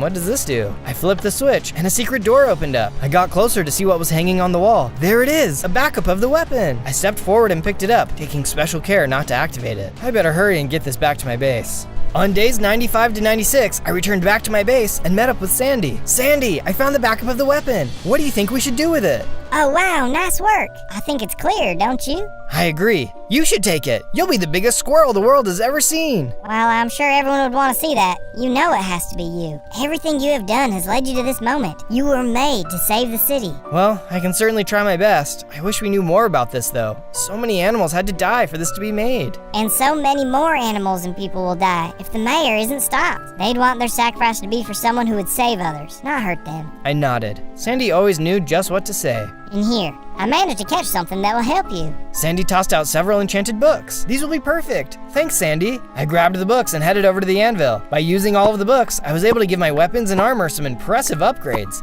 I couldn't have been more powered up. It's time to end this. On days 97 to 98, Sandy and I swam back up to the shore near our base. This is it, the final battle. If I don't win here, that's it for me. If you've been enjoying the journey so far, let me know by giving me a like and a sub. I promise to always fight my hardest to win. With that said, Sandy and I headed in the direction of the city. The mayor wasn't going to see this coming. On day 99, we ran up to the outskirts of the city. In the distance, we could see the mayor standing amongst the buildings. So much destruction. I can see now that the mayor has lost control of his own mind. Seeing him like that scared me. Is that going to happen to me too? Do you remember what happened when you were fighting the scientists? The power of our friendship pulled me out of the mind control. This is the same tech. I won't let anything happen to you. I trust you, Sandy. Let's finish what we started. I moved into the city and got as close as I could get to the mayor without putting myself in danger. Hey, mayor! Why don't you pick on someone your own size? The mayor turned to look at me. I pulled out the secret weapon and activated it. There was a flash of light and I started to grow. It felt strange, but I could feel the power coursing through me. I couldn't help but feel like this was part of my destiny all along. How is this possible? That scientist, he betrayed me. I waited for the madness to take over, but nothing happened. Just then, it clicked. The scientist needed my power to stabilize the mind of the weapon's user, but since I was the user, all it did was power me up. Your reign of terror is over. The people of this city deserve better. The mayor and I charged at each other, exchanging blows. The mayor was strong, but with my new power, I had never felt better. You think this makes you special? You can't save anyone. You couldn't save the scientist, let alone an entire city. His words hurt, but I knew the scientist would have wanted me to stop this mayor. If not for you, no one would have needed to be saved. No one would have ever gotten hurt. The scientist saw you for who you really were, a fraud. This made the mayor even more mad, and he unleashed a flurry of attacks, which nearly took down all of my health. I had to finish this. I took one big final breath and unleashed the most powerful fire blast I had ever created. No! The mayor crumbled to the ground and disappeared. I rushed back over to Sandy. Zozo, you did it. Let's go home. On day 100, we returned back to the base. I was too big to fit in the base, but Sandy said she was going to keep living there anyway. I had gotten used to living in the water, so I swam back down into the sea. If the people of the city ever needed me again, they'd know just where to find me. On day 1, I dropped into the world as Thor. Whoa, I'm Thor, but why am I a baby? Before I could think about it too much, a portal opened next to me, and I saw my dad Odin standing inside. Dad, what's going on? Zozo, we don't have much time. Gore the God Butcher has released his skeleton army on us. They are attacking Asgard, and sending you through this portal was the best I could do to keep you safe. I don't know why you're a baby, but I need you to find your hammer Mjolnir. Find your hammer, and I'll hold him off. A giant skeleton appeared behind Odin, and they started to fight. Odin is really strong, but the giant skeleton was putting up a strong fight. I couldn't tell who was winning. Go now, Zozo, and hurry! The portal suddenly closed and I was alone. Okay, I can do this. I need to find my hammer and help my dad. And while I do that, I'll need to work on powering up my baby form. I'm sure my hammer can't be too far away, so I'll start by getting some supplies together to help me look. On day 2, I headed down the mountain, but I had no idea where to get started looking for my hammer. As I headed down the mountain though, I saw a boar. Looks like lunch. I'm not going to find my hammer on an empty stomach. I didn't have my hammer, or any other weapons for that matter, but I was the god of thunder. I bet I can take this thing on with my bare hands. I threw some punches and took him out, but not without losing a couple hearts. Okay, maybe I'm being a little cocky. I am a baby after all. I'll go work on getting some tools. I headed over to some nearby trees and started collecting wood. Once I had collected enough wood, I made a crafting table. Then I used the rest of the wood to make a wooden pickaxe. A wooden pickaxe is only good for one thing, and that's getting stone to make a stone pickaxe. So I headed over to the mountain and mined out some stone. Then I ran back to the crafting table and made a stone pickaxe. It's no Mjolnir, but it'll have to do for now. I wanted to collect some more food, so I headed back over to the mountains to kill some more boars. Using my new pickaxe, I was able to take a few of them out, no problem. I was even able to do it without taking any damage. I was going to have a full belly, but I still had several things I needed to accomplish before I could start exploring the mountainside. I needed to be quick though. I didn't know how long my dad could hold off the skeletons, or worse, Gore the God Butcher, whoever that is. On day 3, I started clearing out an area for me to build my base of operations. I'm sure it will take some time to find Mjolnir, so I need to make sure I have a good base to store all my gear, as well as anything else I find along the way. In addition to the wood I collected, I also made sure I headed back over to the mountain to get some more stone, as I would need it to help build my base and other supplies. It looks like I've got everything I need. Time to start building my base of operations. I started with a strong stone foundation and then used wood to fill out the rest of it. I wasn't going to need anything huge to start with, so this was going to work great. I was inside my base when I suddenly heard a strange noise outside. I walked outside to see what caused it, and Loki appeared out of nowhere. Hello, brother. Loki, what are you doing here? I'm here to rescue you, as always. I'm pretty sure I've never needed your help rescuing me. I am definitely the one who does all the rescuing. Oh, so you don't want to know more about your hammer? I guess I won't tell you anything then. Okay, what do you know? Well, there's good news and bad news. Asgard is safe, for now. Oh good, Dad was able to defeat the skeletons. Not exactly. The skeletons and Gore are no longer attacking Asgard because they were teleported to this realm. Now they're looking for Mjolnir too, as they believe it will help them portal back to Asgard. Great, so I don't just have to find my hammer, but I have to find it before a bunch of skeletons and a god butcher? I don't suppose you would like to help. But instead of answering, Loki turned and started to disappear. You're the god of thunder. I'm sure you'll be great. Bye. And that is why you can never trust the god of mischief. On days 4 to 5, I decided I couldn't waste any more time, so I started to explore the mountains. I was hoping I would be able to find someone who might have a clue to where my hammer could be. I was walking through the forest when I came across a group of lumberjacks. Greetings, mortals. I have a question for you. The lumberjacks didn't look so good. They were coming at me with an axe. They were zombies. Whoa there, back off. I used my stone axe to take out the first one, who dropped an iron axe. I then used that to take out the rest of them. Well, those guys weren't very helpful, but even lumberjacks had to have lived somewhere. Maybe there's a village nearby. On days 6 to 8, I was running through the woods when I saw a village up ahead. Perfect, someone there might be able to help me. As I reached the outskirts of the village though, I could tell something was off. The village was completely deserted. Not only that, the buildings were run down and covered in cobwebs. What happened here? Curious, isn't it? Loki had come out of nowhere. Loki, where did you come from? Why are you being so weird and mysterious? Well, it's my brand after all. And before you ask, no, I don't know what happened here. I'm actually just as confused as you are about what's been going on. Well, I'm gonna go take a look. Feel free to come along and help. I headed into the village and saw Loki had disappeared. No surprise there. I checked the first house and started looking in the chests, but they were full of cobwebs. I kept looking and soon came across a chest with some wood planks inside. Well, it's nothing special, but these could come in handy later. I headed into another house and saw something floating above an anvil in the room ahead of me. Could that be my hammer? I ran forward and picked it up. It was just a normal iron hammer. Oh shoot, it's just a regular hammer. But still, it feels better to have this than nothing. I'll keep using this in the meantime. I then made my way to the mead hall and checked the chest next to the throne.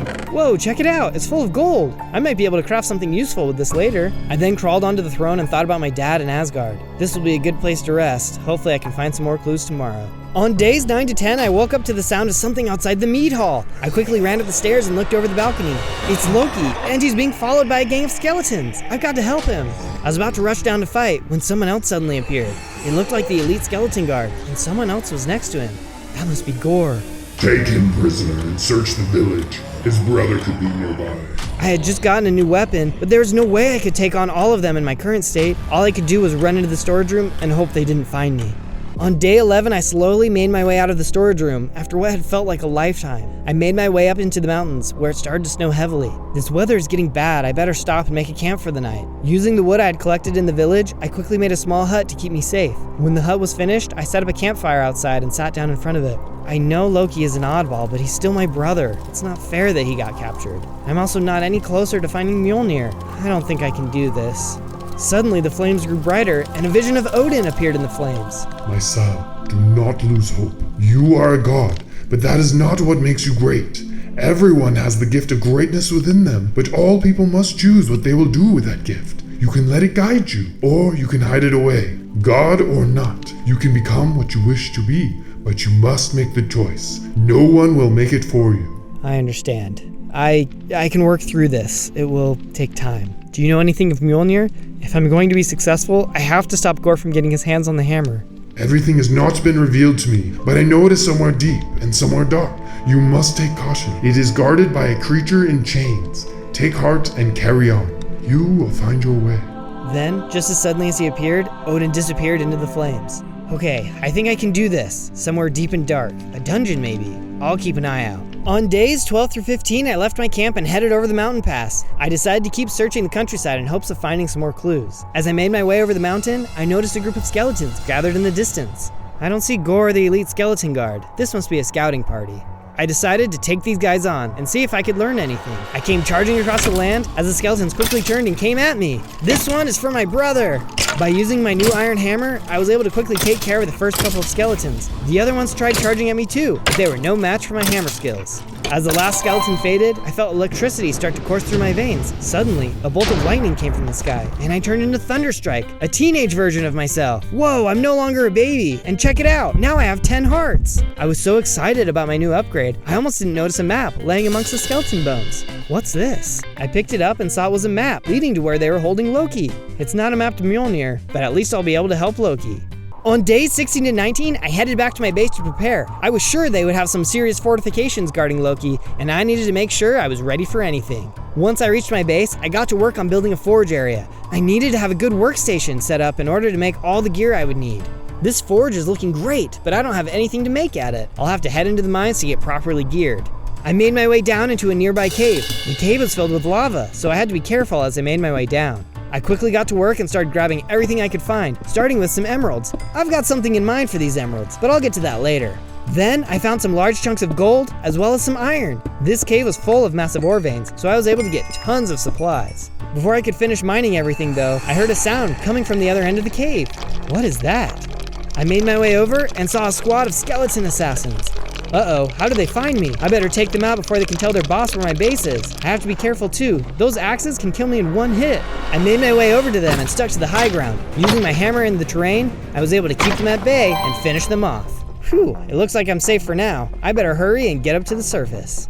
On days 20 to 22, I entered my forge and started smelting the iron I had collected. I needed to hurry and get things going so I could go look for Loki. The iron was going to take some time to smelt though, and given all the emeralds I had collected in the cave, I had an idea. I would never admit this to him, but one of my fellow Avengers has more courage than anyone I've ever met. I'm going to build a statue of him, in hopes it can encourage me to overcome any obstacles in my way. I was still the strongest, but got to work on the build. I wasn't going to be able to completely finish it now, but could certainly make some good progress. My iron was going to be finished smelting soon, so I decided to stop for the day. But before I grab that, I hope that you can help me out and hit subscribe. Ring the bell too, because you're not going to want to miss my next adventure, and if you have any ideas of what my next adventure should be, let me know in the comments. With the iron complete, I then put together a full set of iron armor, leggings, a helmet, boots, and a chest plate. Wow. Then I equipped everything. Alright, it's showtime. Let's go rescue Loki. I grabbed the map and headed over the mountain. I have no idea what could be waiting for me. I sure hope everything goes well. On days 23 to 27, the map led me to the top of a snowy mountain, where I could see a structure off in the distance. That castle must be where they're keeping Loki. Could this be where my hammer is located too? Oh, no, this isn't deep and dark, but maybe we can find a clue. I headed into the castle and saw Loki was being kept inside of a magical cage. It must have been stopping him from using his powers. Standing next to the cage, though, was the elite skeleton guard. Ha ha ha! We knew you'd come looking for your brother. You fell right into my trap. I'm going to take you prisoner, and then no one will stop Gore. Why is Gore doing this? Gore the God Butcher is here to do just that. Butcher the gods. He doesn't fear you, or any god for that matter. He's going to find your hammer and make a portal back to Asgard. Asgard will burn, along with you, Odin, and the rest of your people. That will never happen. I charged the skeleton guard with my iron hammer, and we started to fight. He was really strong, but with my new armor and strength, he couldn't do much to me. But I couldn't fight him forever. How was I going to get Loki out of that cage? Brother, the lanterns! As I continued to fight, I noticed that there were two strangely colored lanterns hanging above Loki's cage. They must be powering the enchantment. I managed to land a hard hit on the skeleton guard, which gave me a moment to break the lanterns and bust Loki out of his cage. Good luck taking on both of us. Loki jumped into the fight and I could tell we were winning. The skeleton guard didn't stand a chance. The skeleton guard took one final swing, then turned around and ran away. You better run, you coward! Loki, how are you doing? I'm fine. I had everything under control. Remind me again how you are always rescuing me. Huh, you know what? Just for that, you can walk back to the base yourself. And just like that, Loki teleported away. I'll take that as his way of saying thank you. But yeah, I better get back to the base. From days 28 to 32, I was heading back to the base when I saw someone up ahead on the mountain. When I got closer, I saw it was Hawkeye. Clint, what are you doing here? I gotta be honest, man, I don't know. I was at home one second, then the next, I was teleported into this forest. Something about that process left me feeling weak. That's when a massive bear came out of nowhere and stole my bow. Can you believe that? Wow, yeah, that's something. Did you see where it went? I can help you get it back. Yeah, it's off in that direction. Let's go. On days 33 to 36, we were searching through the forest when we saw the bear in the distance. That bear over there, is that the one? Yeah, that's the one. What's the deal with this universe? Are all the bears giant or something? Beats me, I was teleported here too. I'm looking for my hammer, but I can fill you in on all the details later. Let's go get your bow back. We made our way over to the bear and started to fight. Hawkeye was right. This bear was no ordinary bear, but with the help of my fellow Avenger, we were able to take it down. Hey, what's the deal? It didn't drop my bow. Oh look, there it is. On a nearby branch, we could see Hawkeye's bow. I ran over and grabbed it, then tossed it over to him. There you go, buddy. How are you feeling? Honestly, not great. The whole teleporting thing is new for me. Have you got a place to heal up? I sure do. Follow me. On days 37 to 40, we arrived back at the base. It was going to be nice having someone I could trust around. Once he was feeling better, I'm sure he would help me with my mission. We got straight to work clearing a space for his camp. I told him I could build everything for him while he rests, but he insisted that building a camp was rest to him, just as long as we don't have to fight any more giant bears. We had soon cleared a good space and got to work on setting up his base. We worked on the foundation, then split off. Hawkeye worked on the house, while I worked on the target practice range. This base would give him everything he needed. Soon, we were finished. Wow. Hey, thanks for getting me all set up. No problem. I hope you can get feeling better soon. I could really use your help. Yeah, man, absolutely. By the way, I noticed you started building a statue of the strongest Avenger. Second strongest, but go on. Yeah, right. I noticed you needed some more materials. I've got some purple wool that should work perfect. That would be great. Clint and I then got to work on the next part of the statue. Strongest Avenger? Surely he didn't mean to say that. And even if he did, he's definitely got to be the only one who thinks it. Soon, we had finished the second part. Thanks for your help, Clint. I was standing at the base of the statue admiring our work when Loki ran up and shoved me. Hey, what was that for? Did you forget I was here? Do you really think I want to stay in the same house as you? He had a good point. I didn't want to share a room with him either. So we headed around to the back of my house and built out an extension for Loki to stay in. I made sure to include everything he would need so he wouldn't have to bug me. After a while, it was all done. On days 41 to 43, I met Hawkeye at a shooting range. He told me there was something he needed to talk to me about. Hey, what's up? How are you feeling? Feeling good. I'm not 100%, but I remember something that I think would be useful. It sounds like you've got quite the battle ahead of you, so we're gonna need all the help we can get. When I was coming through the portal, I remember catching a glimpse of that kid, Peter Parker. He might have landed somewhere in this world too. Oh yes, Spider-Boy. I'll go look for him. Spider-Man, but he's gone. Another Avenger! I don't know why everyone was getting teleported here, but Hawkeye was right. I could use all the help I could get. Soon, I had made it back to the forest and started looking around. Parker! Spider-Boy!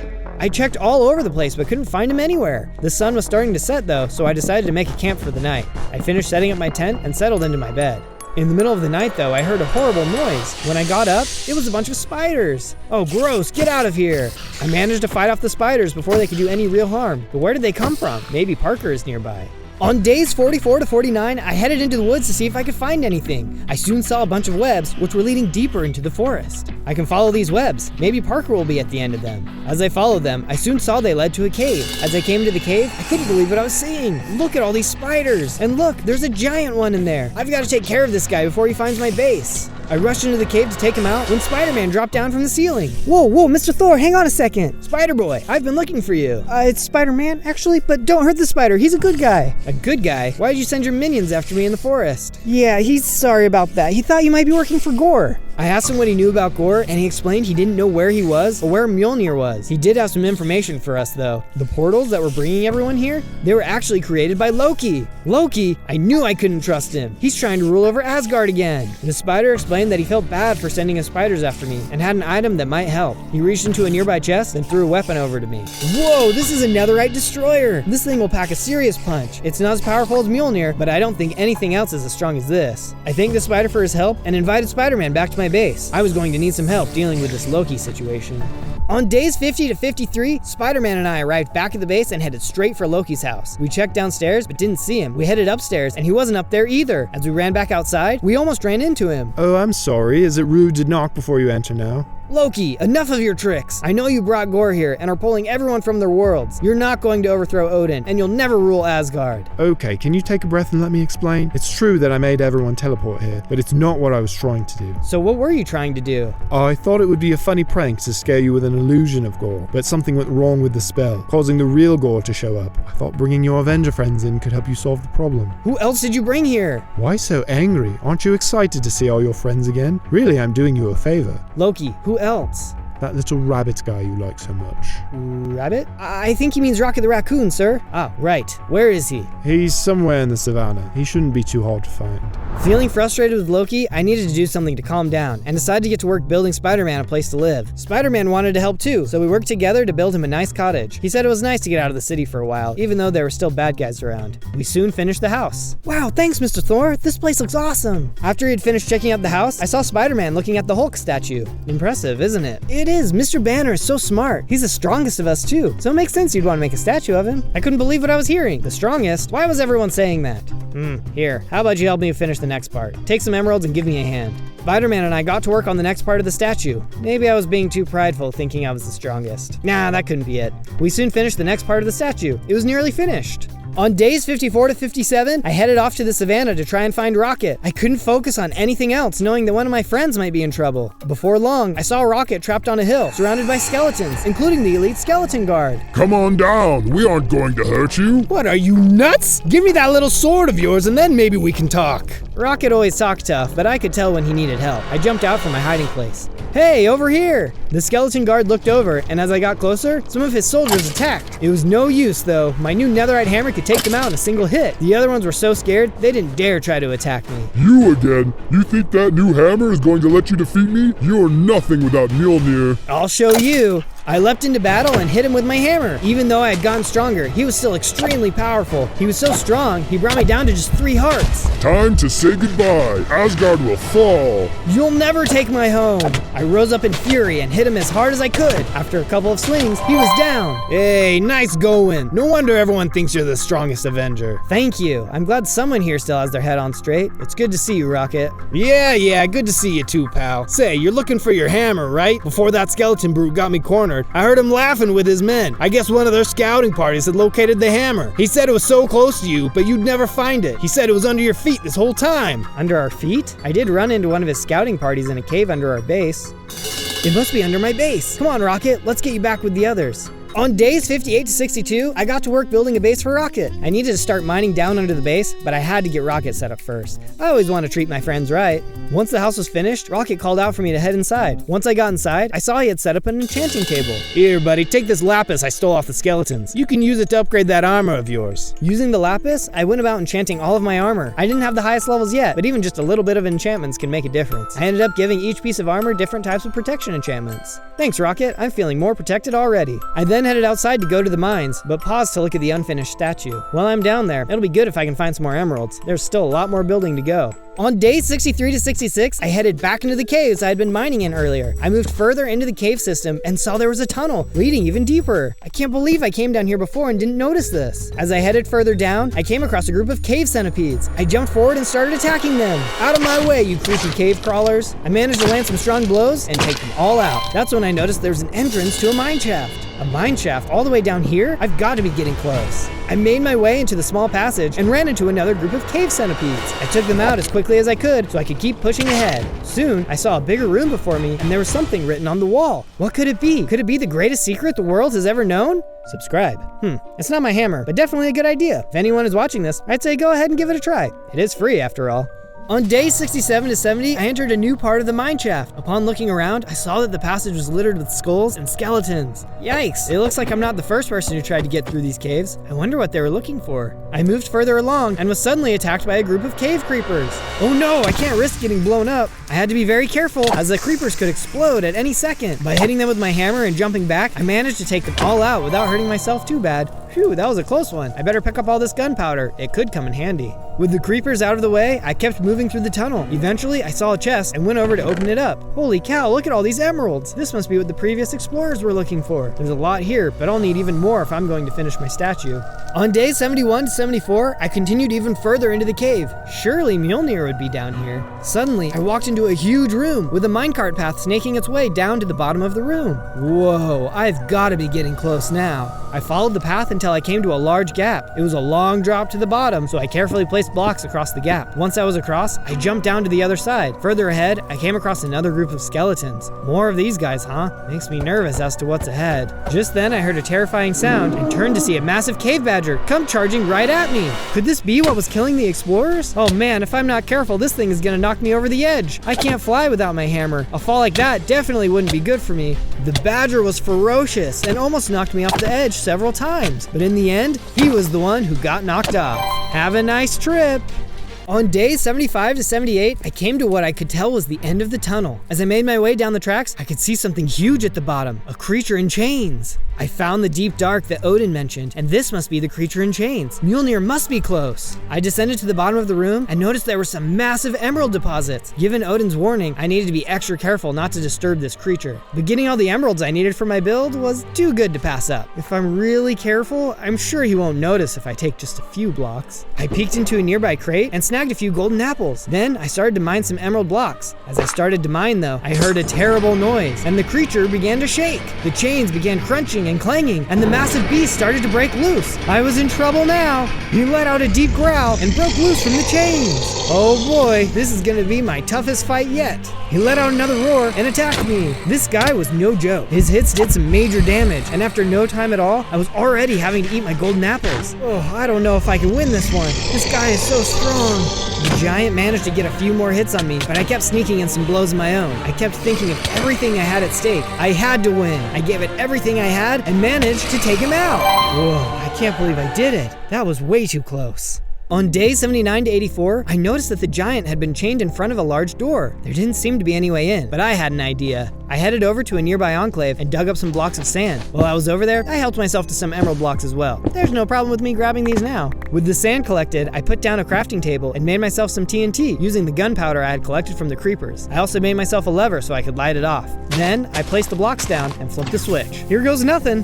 The TNT blew a hole in the door and I made my way into the tunnel behind it. After a short walk to the end of the tunnel, I saw a huge crater in the ground and Mjolnir was at the bottom. At long last, I found it. I can barely believe it. I quickly made my way down the ladder and up to the anvil. Mjolnir flew into my hands. I jumped to the top of the anvil and felt the electricity flowing through my veins. There was a bolt of lightning and I turned back into the adult version of myself. At last, I'm all powered up. Gore isn't gonna know what hit him. On days 85 to 89, I decided I needed to test out my new powers. Alright Mjolnir, let's fly. With a lurch, I launched myself up into the air and out of the pit. I soon made my way back into the large room. The stack of emeralds from before were still sitting there, so I mined out the rest of the emeralds I needed to finish the statue. Once I had collected those, I used Mjolnir to launch me into the sky and fly to the top of the minecart tracks. I'll be out of here in no time. As I was leaving, I came across some of the mobs I had fought earlier. Let's see how you handle this. I aimed at the creeper and let Mjolnir loose. It flew through the air, striking the creeper. I then finished it off at close range. Using my new abilities, I continued to fight my way out of the tunnel, killing mobs with a combination of close and long range hits. Once I was nearing the top of the tunnel, I came across some diamonds. Great, I can upgrade my armor using this. I mined out as many diamonds as I could get, then finally ascended out of the cave. On days 90 to 94, I came out of the cave and couldn't believe what I was seeing. Sitting in the middle of our settlement was the Avengers Tower. I saw my friends grouped outside and ran up to them. Whoa, guys, what's going on? I may have forgotten to mention it. I also teleported Dr. Strange here. Greetings. I thought you could use all the help you could get. I've been working on portals to get everyone back, but it looks like I can only pull things in as long as Gore is still around. I figured I would pull the resources of the Avengers Tower in to help with the fight. Yeah, absolutely. Once you're settled, come pay each of us a visit. Using the resources in the tower, we all managed to get something that should help you in the final battle. We'll talk soon. On days 95 to 96, I headed straight to my forge to start crafting my diamond armor. I brought the diamonds to my anvil, and by using Mjolnir, I was able to craft myself a full set of diamond armor. With my diamond armor complete, I better go check with everyone to see what else they were able to find. But before I could walk off, Hawkeye walked up to me. I know you were gonna come see me, but since you're working on your armor, thought I'd bring this to you now. Hawkeye tossed out a handful of netherite ingots. Whoa, this is even better. I'll get upgrading right away. As I upgraded my diamond to netherite, Hawkeye explained that he had found all of it inside the Avengers Tower. It's a good thing Dr. Strange was here to help. With all of my armor upgraded, I headed over to Rocket's house. Hey buddy, what have you got for me? You are in luck. I went digging through the tower and managed to scrounge up some more lapis for enchants. This ought to help beef up that new armor of yours. I took the lapis and got to work enchanting my new armor. Rocket was right. These enchantments were going to make a massive difference in the fight against Gore. With my armor fully enchanted, I then headed over to Spider-Man's house. Hey, Mr. Thor. Wow, I'm so glad you're here. I checked out the labs in the tower, and would you believe it? They were full of brewing ingredients. I managed to put together some potions. I hope you'll find them helpful. Spider-Man threw out a speed, fire resistance, and health potion. He was right. These would definitely be helpful. From there, I headed out to find Dr. Strange and thank him for all of his help. To my surprise, he came flying down from the tower and landed right in front of me. Interesting choice for a statue. I thought you would have chosen the strongest Avenger. Well, it would have been a little strange to make a statue of myself. Of you?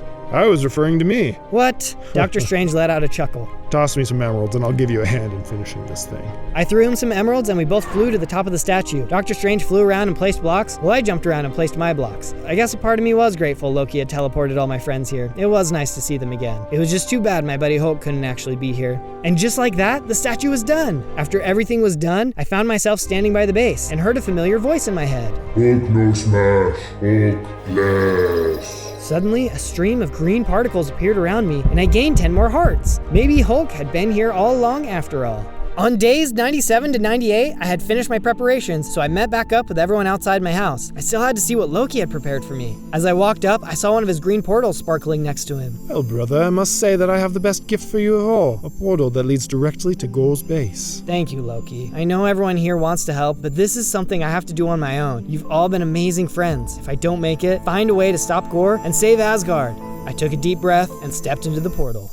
On day 99, I appeared on the other side of the portal at the entrance to Gore's base. I was getting ready to enter when I had the sneaking suspicion something was behind me. Whoa, what's that? Some lightning crash and a huge subscribe was floating in the sky. Man, I feel like this word keeps following me around. Oh well, I guess it's just a sign that is heavily suggesting something that someone should do. I don't know about you, but I'd listen to it. I mean, look at all that lightning. But this was no ordinary sign, and that was no ordinary lightning. As I walked into Gore's palace, I could feel something was different. I could see Gore up ahead, but first, I had to get through his band of skeletons. By the power of Thor, eat lightning! I threw Mjolnir, and the nearest skeleton was immediately struck by lightning. My full powers were finally unlocked. The skeletons gave me everything they had, but none of them could stop me. I used every attack I had, throwing Mjolnir, hitting them with lightning, and striking them at close range. Soon, all of the skeletons were defeated, and only Gore and I remained. On day 100, I stood face to face with Gore. You tried, but it's over now. Without warning, Gore attacked. Clearly, he didn't have time for monologues. Why are you doing this? What do you have to gain by attacking Asgard? It's not just Asgard, it's all the gods. They're all the same. They only care about one thing. Gore was enraged, and I was having trouble holding him off. One thing? And what's that? Themselves. Gore was really starting to do some damage now. We kept fighting, and I was able to get some hits in, but his hits were harder and harder. I was getting down to just a few hearts. I would offer you mercy, but you don't deserve it. The people of Asgard need to be free from you. My hearts were nearly gone. Maybe he was right. I should have asked for help in this fight. Why was I so prideful and wanting to do it alone? I only had half of a heart left and couldn't fight anymore. Any final words? Just then, I heard a sound behind me, and a green portal appeared. Loki, Spider-Man, and Rocket came running through. What, did you actually think we'd let you have all the fun without us? We're here to help, sir. Look, here I am, rescuing you again. Everyone lined up around me. Gore wasn't right about me at all. I've always cared about my friends. Let's do this. We all started to attack Gore. I threw my hammer, Spider-Man unleashed his webs, Rocket shot his rockets, and Loki hit him with his scepter. You're not like other gods I've killed. That's because I have something worth fighting for. We kept up our attacks, and I could tell Gore no longer stood a chance. With a final swing of my hammer, he was defeated. Good work, everyone. We did it. Now let's get out of here. Loki opened a portal, and we ran back through. Once I had arrived back, everyone was waiting for me. Dr. Strange had opened another portal that would send everyone home. As everyone jumped into the portal and was sent back to their worlds, I thanked them for their friendship. Everyone chose greatness today, and I can't think of a better group of friends. On day 1, I spawned in as a witch. Huh, I'm so small, but it looks like I'm a witch. I only have 4 hearts. I better be careful while I figure out where I am and what's going on. I looked around the forest where I spawned in. Hello? Any other witches around? Where are my witches at? But there was no one around, just the tall trees. I was so busy looking up at the tall trees, I didn't see a man appear from behind one. He was huge, and he looked angry. I've got you now, evil witch. You won't attack my village. Why is he calling me evil? I don't feel evil, but I am a witch, and usually witches are bad. I was confused, but I didn't have time to figure out my confusion. The man was rushing at me with a sword. I started darting between the trees, trying to get away from him. Maybe I could climb a tree and get away. I quickly made it higher than the man. I thought I was in the clear until I ran into a beehive. Bees swarmed out of the hive and flew right at me. Oh no, they think I'm attacking them. Bees, I don't want to hurt you. Don't attack me. They didn't listen. I had to escape before they stung me to death. I quickly looked around and realized the tree I was in was right next to a lake. Bees won't follow me into the water. I have to dive in. I dove into the water and the bees stayed out. They knew better than to try and follow me in. The man was still waiting on the shore though. Evil witch, I see you in the water there. I don't have a boat with me, but I'm coming back with one and I'll get you. The man was waving his sword at me from the edge of the lake. There was no way I could swim to shore, but I saw a tiny island in the middle of the lake. I have to get to that island. It's my only hope of safety. I swam to the island and crawled out of the water. I was exhausted. The island was quiet and I didn't see any creatures. I saw a tree with an opening into the trunk. I crawled in. What a rough first day. I have to get more powerful if I'm going to make it in this place. Wherever I am. I fell asleep immediately. On day 2, I woke up and crawled out of my tree hole. It's quiet here. Maybe I can take some time to figure out why that man called me an evil witch. I don't feel evil. I thought about it for a while. I realized it made sense that he called me evil because witches are always evil. So why do I feel good? Is it possible that I spawned as a good witch? It seemed crazy, but it also felt true. I felt better after figuring this out, but then I realized I had a big problem. All the good people are going to think I'm evil because I'm a witch, but I can't go to other witches for help because they'll know I'm good. What am I going to do? I felt hopeless for a moment, but that was a waste of time. First, I need a safe place to live. Second, I need to protect myself and prepare in case I have to fight. Oh, I don't know if I can help you with the fighting part, but why don't you live right here? I looked around, trying to figure out who was talking. Look down, silly. I looked down and saw a frog sitting on a rock on the edge of the lake. Hi there. I can tell you that this island is a safe place to stay. You can live in that tree you slept in. The only thing is... Before the frog could finish talking, I felt something land on my head. Ah, a spider is on my head! No, don't attack it. The frog's warning came too late. I had made the spider angry. It rushed at me to attack. How was I going to defend myself? Grab the potion behind you. I spun around and saw a small bottle on the ground. I had no idea what it was. Throw it at the spider, quick. I threw the potion at the spider and took it out. Thanks, buddy. I need to know a lot more about potions and what I can do as a witch, but right now, I need to rest. Go ahead. I was going to tell you that the spider was the only thing to watch out for, but you got it. You should be safe, but I'll keep an eye out.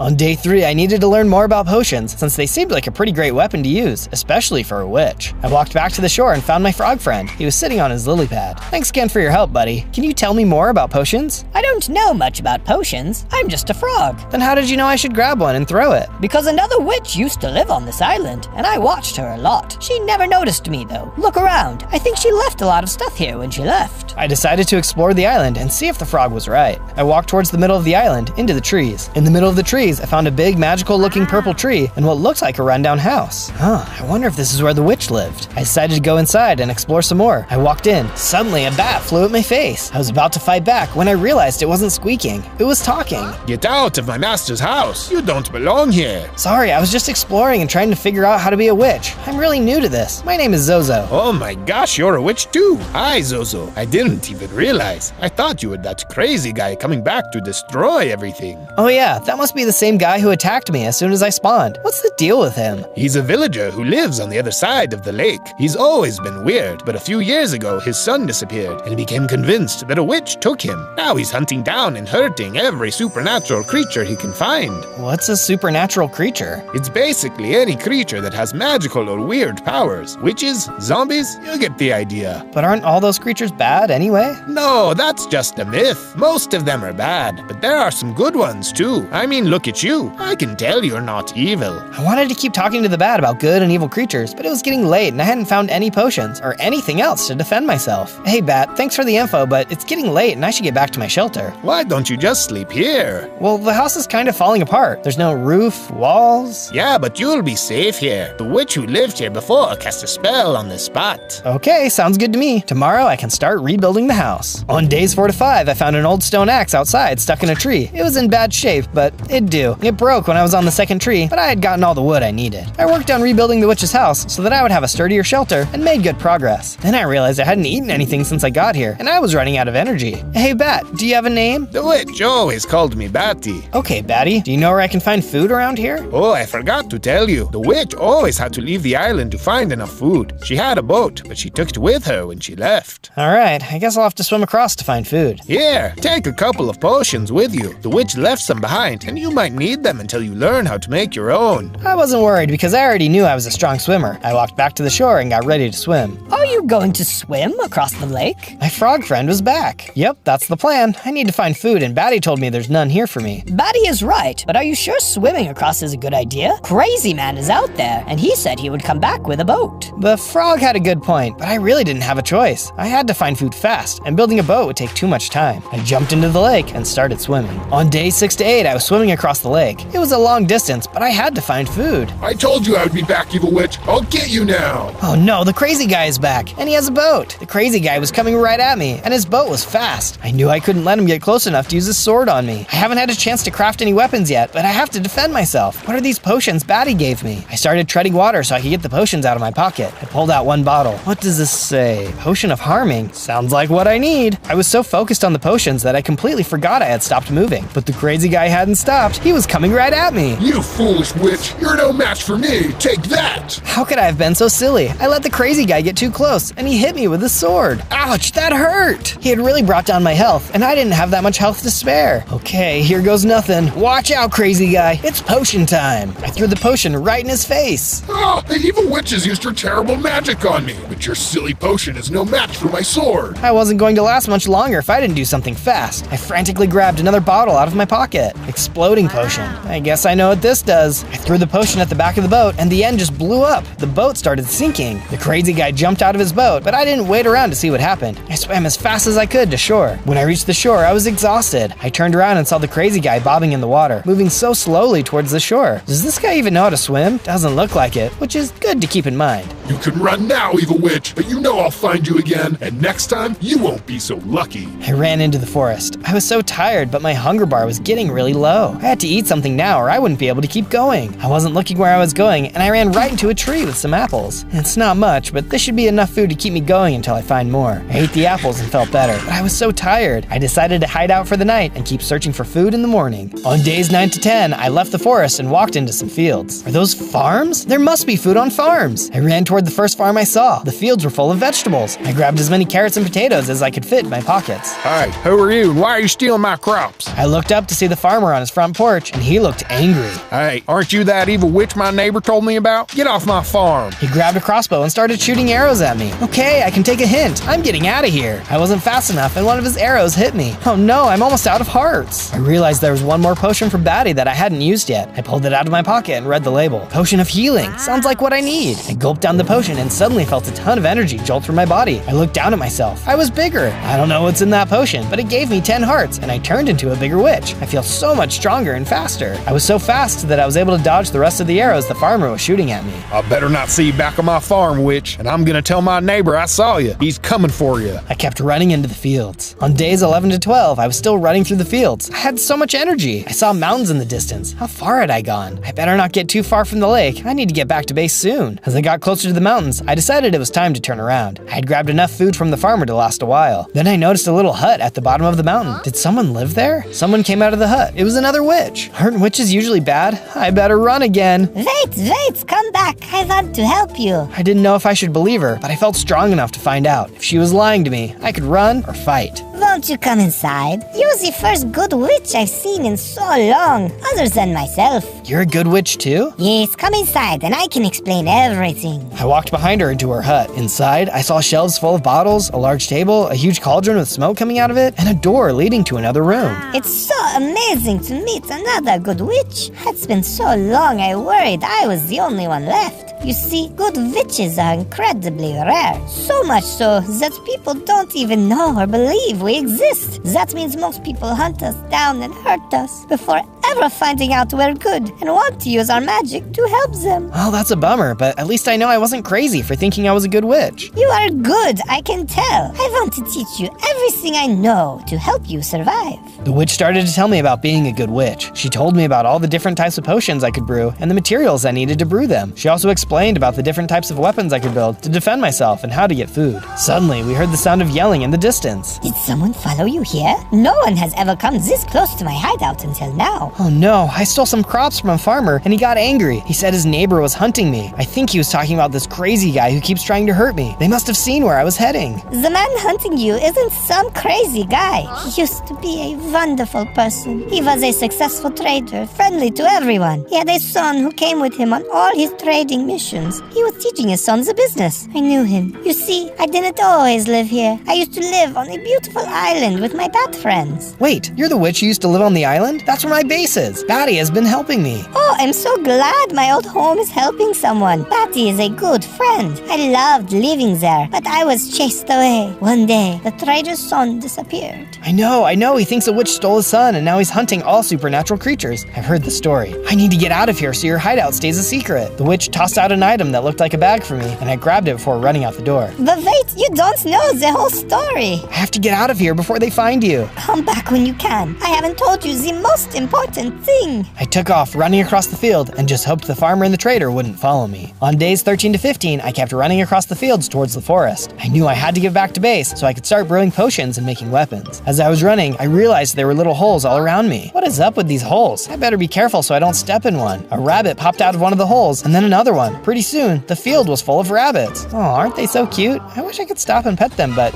What are you doing? The rabbits were jumping up and biting me. Aren't you rabbits supposed to be nice? What are you all doing? Stop biting me! I really didn't want to hurt the rabbits because something didn't seem right, but I also couldn't let them keep biting me. Maybe there's something in this witch bag that can help me without hurting them. I pulled out a bottle. Potion of slowness. Sounds good. Sorry, rabbits, but something is wrong with you, and I don't know what it is. I threw the potion and ran. The rabbits were too slow to follow me. I wonder if this is what the witch was trying to tell me, but the animals are acting strangely. I reached the edge of the forest and ran in. Suddenly, a squirrel jumped on me and started biting me. What is going on with all these animals? Why are they attacking me? By that point, I had been bitten so many times that I was losing health. I saw more squirrels running through the trees after me, but I had reached the lake. I dove into the lake and the squirrels didn't follow me. I swam across the lake and made it back to base. On days 16 to 19, I had planned to start making potions and weapons, but I had forgotten that my house wasn't built. I guess my weapons will have to wait. I need to build my house for protection, especially with all these animals behaving so strangely. I might not be as safe here as I thought. Hey, Zozo, you're back. What you doing? Oh, hi, Batty. I need to build up my house, but there's hardly any wood or stone around here. Any suggestions on where to find materials? Sure, go that way and you should find everything you need to get started. I made a wooden pickaxe before I started heading in the direction Batty was pointing. It was part of the island I hadn't explored yet. Batty was right. There was an abandoned lumber mill, so I started grabbing as much wood as I could find. But I also needed to find stone. Batty said there would be everything I needed, so there must be stone somewhere. I came out of the other side of the trees and realized I had reached the lake again, but I hadn't explored this beach. Wow, there's tons of stone here. Batty was right. Most of the stone was closer to the water, so I walked down to start collecting it. A drowned came out of the water and towards me. I didn't have any weapons or anything with me, but I felt so much bigger and stronger. When the drowned got close, I just started punching. Take that! I'm sick of being attacked. Go away! The drowned backed off and went back into the water. I grabbed all of my materials and went back to the house. Now I was ready to get started making things. On days 20 to 22, it was time to cook up some potions and make some better tools and weapons. Let's see what good stuff she gave me. I used the bag item the witch had given me and saw that it filled my inventory with cobblestones, a blaze rod, glass bottles, and lots of things that looked like dust, creams, and more. There was also a small book. Good witch, here's what you need to get started brewing potions. First, you need to build your brewing stand. That's what the cobblestones and blaze rod are for. Once you've built that, take a glass bottle and some of the nether wart. Combine them and you'll have an awkward potion. The book had more pages, but I was excited to get started. I followed her instructions. Cool, a brewing stand. Alright, let's cook up some awkward potions. I got a little too excited and made a bunch of bottles. Once you have an awkward potion, you can take the different ingredients in my bag and add them to it. That's how you make different types of potions. I spent hours grabbing ingredients and combining them into potions. When I was almost out of glass bottles, I decided to take a break. Wow, Wow, looks like you made a ton of potions. Good job, but you should probably also make a weapon. Why? Look at all these great potions I have now. Yeah, but what happens if you're attacked and run out of potions? You should have a weapon just in case, like a sword or an axe. Alright, I guess I need to go back out for more materials to make a sword. I decided to go back to the beach where I found all the stone. Maybe there would be other materials there too. I walked over to the beach and started digging, but then I heard a noise. I looked up and there were 3 more drowns coming at me. Ugh, these guys again? And there's more of them. At least this time I remembered to bring some potions with me. Those drowns moved fast, and before I could grab a potion, they started attacking me. I finally found my potion and threw it, and they went away. Hey, looks like one of those weirdos dropped something. What is this thing? I picked up what looked like a giant fork. It looked sharp, so I thought it could be a weapon. I decided to stop searching and bring it back to Batty. Whoa, Zozo, you found a trident. Did a drowned drop it? Those are so rare. Cool. I decided to take my new weapon and walk down to the other beach to see if my frog friend was around. When I got there, I heard a strange noise coming from above me. I looked up. You may have destroyed my boat, but I'm back and ready to destroy you, evil witch. Just try throwing your potions up here. It was the crazy trader again, and this time he was wearing a crazy outfit that looked like armor, flying right above me, getting ready to swoop down with his sword. The way he was moving around, I knew it would be hard to hit him with a potion. Throw your trident! That sounded like my frog friend. How did you get a trident, evil witch? Do you even know what to do with it? I didn't have time to look around. I just aimed and threw the trident as hard as I could. My trident was a direct hit, and as it dropped back down, I caught it. Ouch, that hurt. Hey, you dented my armor. How did you get so strong? I threw my trident again, and pieces of his armor started falling. No, you're destroying my armor. How could I have known you had a trident? I knew that with one more hit I could take him down, but he knew it too. You may have won this battle, witch, but I'll still win the war. He flew away, and I felt confident I could beat him next time. On days 23 to 26, I went back to the base and decided to go inside and check on Batty. What happened? You look like you were in a fight. Yeah, that crazy guy came back again. This time he was flying and he had armor, but I fought him off with my trident. That's a relief. You should probably prepare in case he comes back.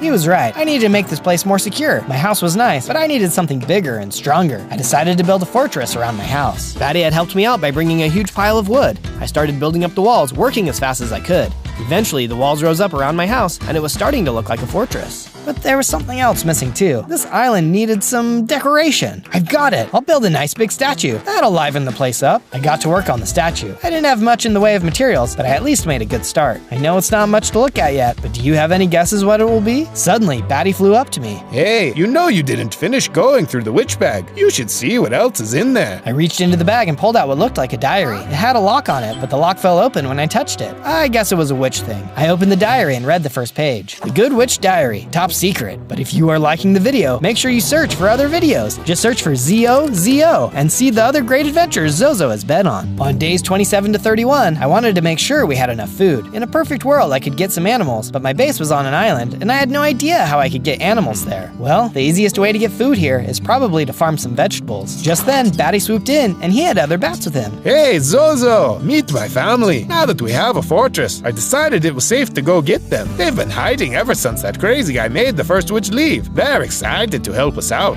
That's great, Batty. I was actually just thinking about planting some crops. Could your family go out and find me some seeds? Sure thing. We'll be back. Once the bats flew off, I decided to explore the part of the island I still hadn't visited to see if there was a good place to farm. After a couple minutes, I found a clearing in the trees that got a lot of sun. It looked like the perfect place to plant seeds, except that I noticed something strange in the shadows. Is that slime? Gross. As I looked closer, I realized there were slimes all in the shadows, and they were jumping closer to me. I heard a loud splat. Gross, a slime attacked me, and also, that hurt. I had no idea if potions would work against slimes, so before wasting any, I decided to go back to the fortress and see what Batty knew about slimes when he got back. On days 32 to 35, Batty and his family came back with lots of seeds. Thanks, Batty and family. These seeds are awesome, but we have a problem. I found the perfect spot for a farm, but it's filled with slimes, and one of them attacked me. How can I get rid of them? Oh man, I was afraid of that. I forgot to tell you that there's a little swamp on the side of the island, and I've heard rumors about slime sightings, but I never saw one, so I thought maybe we were safe. Great. That swamp must be right next to the spot I want to put my farm. Is there a potion or something I can use to get rid of them? You can defeat slimes and they'll drop slime balls, but actually maybe it's a good thing they're here. You can use slime balls to make all kinds of useful stuff. When I heard that, I decided to go back with my trident that instant. After all, I didn't want the slimes to disappear, and I wanted those slime balls. When I got to the swamp, I saw the slimes were still there. They were different sizes. One was huge, a couple were medium, and there were a few little ones. What are you, like a slime family? I didn't wait for an answer. Can slimes even talk? I immediately threw my trident at the big slime. When it hit the slime, 2 medium slimes appeared. Wait, what? I thought I was going to get rid of you. Now I just have more slimes to deal with. I kept attacking the medium slimes, and they turned into smaller slimes. This was turning out to be a much bigger project than I planned. Finally, I was left with nothing but slime balls, so I collected all of them. I also spotted some materials that I knew would be perfect for my statue, so I grabbed some of those too before going back to my witchy fortress. Thanks a lot, Batty. You could have warned me that hurting slimes makes more slimes. Oh yeah, I forgot about that. Batty, we need to work on your memory. Seems like you forget a lot of things. Every single one of his bat family members agreed with me, rolling their eyes at Batty. On days 36 to 39, it was time to farm. Now that Batty's whole family was back, we needed some serious food. I went back to the clearing to plant some seeds. Hello, any more slimes out there? I didn't see a single green slime, so I decided it was safe to start planting. Hi there. I spun around and saw a little bat. I'm Batty's little sister. I wanted to come talk to you away from Batty because I don't want to hurt his feelings, but his bad memory is becoming a real problem. Yeah, I'm starting to notice that. But he's forgetting some really important things. Like when we flew around collecting seeds, we saw and heard a lot. The crazy trader has been hunting down a lot more supernatural creatures, including a lot who are actually good. Since when are so many creatures good? They just are. But it's hard to tell because the evil ones give everyone a bad reputation. But it's starting to get really serious. His crazy brain is telling him that even regular creatures are evil, even bats. Pretty soon, no one will be safe. Wow, you aren't kidding. Batty's memory is really bad. We need you to take down the crazy trader before he can do any more damage. Can you do it? I thought about how much stronger I had gotten. I think I can. I'll do it. But first, I need to grow this food so I have enough energy to fight. I kept planting until all of the seeds were planted. Then I went back to the fortress where I did some more work on the statue before calling it a night. On days 40 to 43, Batty and his family came back from the big forest and told us about animals acting strangely. Zozo, you won't believe it. Normally when we fly through the trees, the squirrels and rabbits say hello to us. Today they all tried to attack us. We had to fly high above them to stay away. What is going on? The bats were describing the same weird things I had noticed before, but I had forgotten all about them in the other chaos. Maybe I should go investigate in case there's something serious going on. I decided to swim over to the forest and take another look. I walked down to the lake and dove in. As soon as I walked onto the beach, something didn't feel right. A bunch of crabs dug out from the sand, surrounding me. I don't think I can take on this many. Suddenly, a potion landed on some of them, clearing away. I turned around and saw Batty and his family. They swooped in and started fighting the crabs while Batty himself approached me. We'll keep fighting off the crabs so you can get to the forest. Just keep going. Batty went back to join his family as I ran as fast as I could into the forest. On days 44 to 49, I explored the forest looking for animals. I didn't want to be attacked, but I needed to figure out what was going on, especially if Batty and his family were now in danger too. I searched through the trees, but couldn't find a single animal. This was even more confusing. The forest is always filled with animals. Where did they all go? I kept walking until I reached the fields and still didn't see a single animal. This was so suspicious. Eventually, I turned around and went back to the lake. This time, there were no crabs anywhere. I swam across easily. When I reached the island, I saw my frog friend. Hey buddy, long time no see. How's it going? My frog friend didn't answer me. In fact, he didn't move at all. Hey, are you okay? What's going on? I walked closer to get a better look. The frog turned to look at me and his eyes were bright red. Stop investigating the animals, witch. They're under my control. And if you interfere with my plans, I'll take you down. The frog was under some kind of spell, and he was on my island. The danger was getting too close to home, and I was so worried about my frog friend. Before I could do anything else, he jumped into the water and swam away. I could only hope he would be safe. I went back to the fortress to talk to Batty. This was really serious. On days 50 to 53, Batty suggested that I should keep reading the witch diary to see if it could tell us anything about what was going on. I turned to the second page. Before you turn any more pages, I just want to say that I hope you're subscribing to this channel and enjoying more videos. Okay, the witch was really into subscriptions. Moving on, I got to page 3. I'm keeping this diary after the trader made me run from my home. I need to write down the true story in case I can never tell anyone in person. Everyone believes that the trader went crazy after a witch stole his son. This is not the truth. Before he went crazy, he traveled far into the mountains and met an old wizard who cast a spell on him. The wizard wanted to keep his son as an apprentice, so he made the trader go crazy, believing a witch had stolen his son. The wizard is the true enemy. Destroy him and break his spell. Okay, this was getting really crazy, but it also made sense. I wondered if the wizard was also controlling the animals, but I realized I was too hungry to keep reading. I had to go see if my crops were ready. On days 54 to 57, I went back to my farm. There were so many vegetables. I gathered as many as I could carry to bring home. When I got back, Batty was surprised at how much food I had. Batty, things are getting really scary out there. I want to make sure I have enough food in case we need to hide out, and I want to take care of you and your family. I also wanted to build up our defenses. I decided to build a tower so that I could see everything around us and see if danger was coming. I also decided to build a potion launcher in case we needed to defend inside the walls. Once it it was built, I needed to see if it worked. I flipped the switch and fired off some potions. Wow, those went really far. I think this will work perfectly. I had some time, so I also decided to work on the statue. It's really coming along nicely. Can you tell what it is now? On days 58 to 62, I woke up to the sound of screeching. It was Batty and his family, sounding the alarm. The traitor is coming! The traitor is coming! Oh no, now that I knew why he was crazy, I didn't want to hurt him either. I ran up to the tower and saw the traitor flying towards me. However this guy was flying, I wanted to learn how to do it. Hey man, stop attacking me. I don't want to hurt you. I know the wizard cast a spell on you. The traitor swooped towards me, and I noticed for the first time his red, glowing eyes, just like my frog friend. I'm not here to attack you this time, at least not right this second. Huh? What did he mean by that? Suddenly, he pulled out a bottle and threw it at me. I can't see anything. What was that potion you threw at me? Haha, a blindness potion. Two can play at the potion game, witch, and now you can't see what I'm doing next.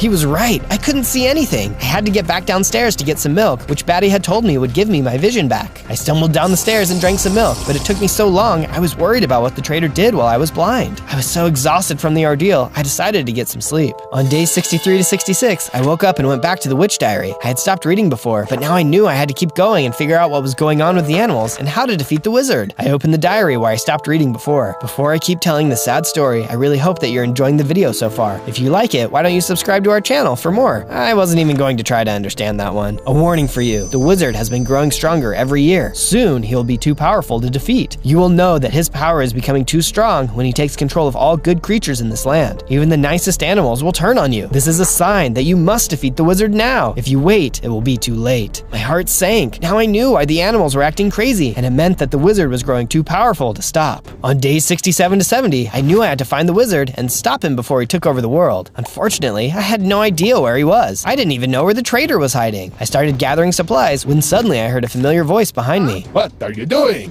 I turned around. Hi, Batty, where have you been? I haven't seen you since the traitor was here. I looked at Batty and gasped. His eyes were glowing red. Oh no, Batty, are you under the wizard's control too? The wizard is my master now. Thanks to the traitor who cast the wizard spell on me. He sent me here to tell you should give up now, because you will never find the wizard. He's hidden where no one will ever find him. Batty flew away. I was so sad. My closest friend was under an evil spell. Psst, Zozo, over here. Batty's sister flew into the room. I followed the traitor when he took Batty, and I know where he is hiding. Maybe if you go to his base, you can find out where the wizard is hiding. He's in a bunker underneath the farm that you first stole vegetables from. So that's why the traitor came back, to kidnap Batty and turn him into a messenger. And no wonder the traitor kept coming. He was so close. Before I left, I made sure I still had the witch diary on me. I hadn't finished reading it yet, and it might have more important information. On day 71 to 74, I made my way back to the farm where I first stole vegetables. I didn't want to run into the farmer again, so before I actually entered his land, I had to make a plan. Batty's sister said the traitor was hiding in a bunker under the farm. If the traitor is hiding underground, he must have a secret entrance to get down there. I started walking around the farm looking for anything unusual. I spotted a huge rock that looked really out of place on a farm. Was this his secret entrance? Suddenly, a side of the rock slid open. It was a door. I was right. I looked around but didn't see the traitor, so why was the door opening? Then I saw Batty flying towards the rock. He was going into the traitor's base. Oh no, Batty, you really are under their control. The door slid closed. I waited a while to make sure nothing was happening, and then I snuck over to the rock. I didn't see any sign of a door. How do you open this door? I know there must be a way. I kept looking but couldn't figure out a way to open the door. I got frustrated and punched the door. Alarm started going off. Oh no, that was so stupid of me. I should have known they would have had defenses. I dove into some nearby plants and hid right before strange creatures started swarming around the door. They were birds, all of them with glowing red eyes. I stayed down while the birds flew around and they didn't see me. Then the door slid open. Who's out there? No one? Birds! Pay closer attention next time. Whoever was at the door must have gotten away. The traitor closed the door again, and I knew I would have to find another way to his base. It was obvious. I would have to dig a tunnel to reach him. I was close enough that I decided to start digging right there. I knew the base was under the house, so I kept digging in that direction.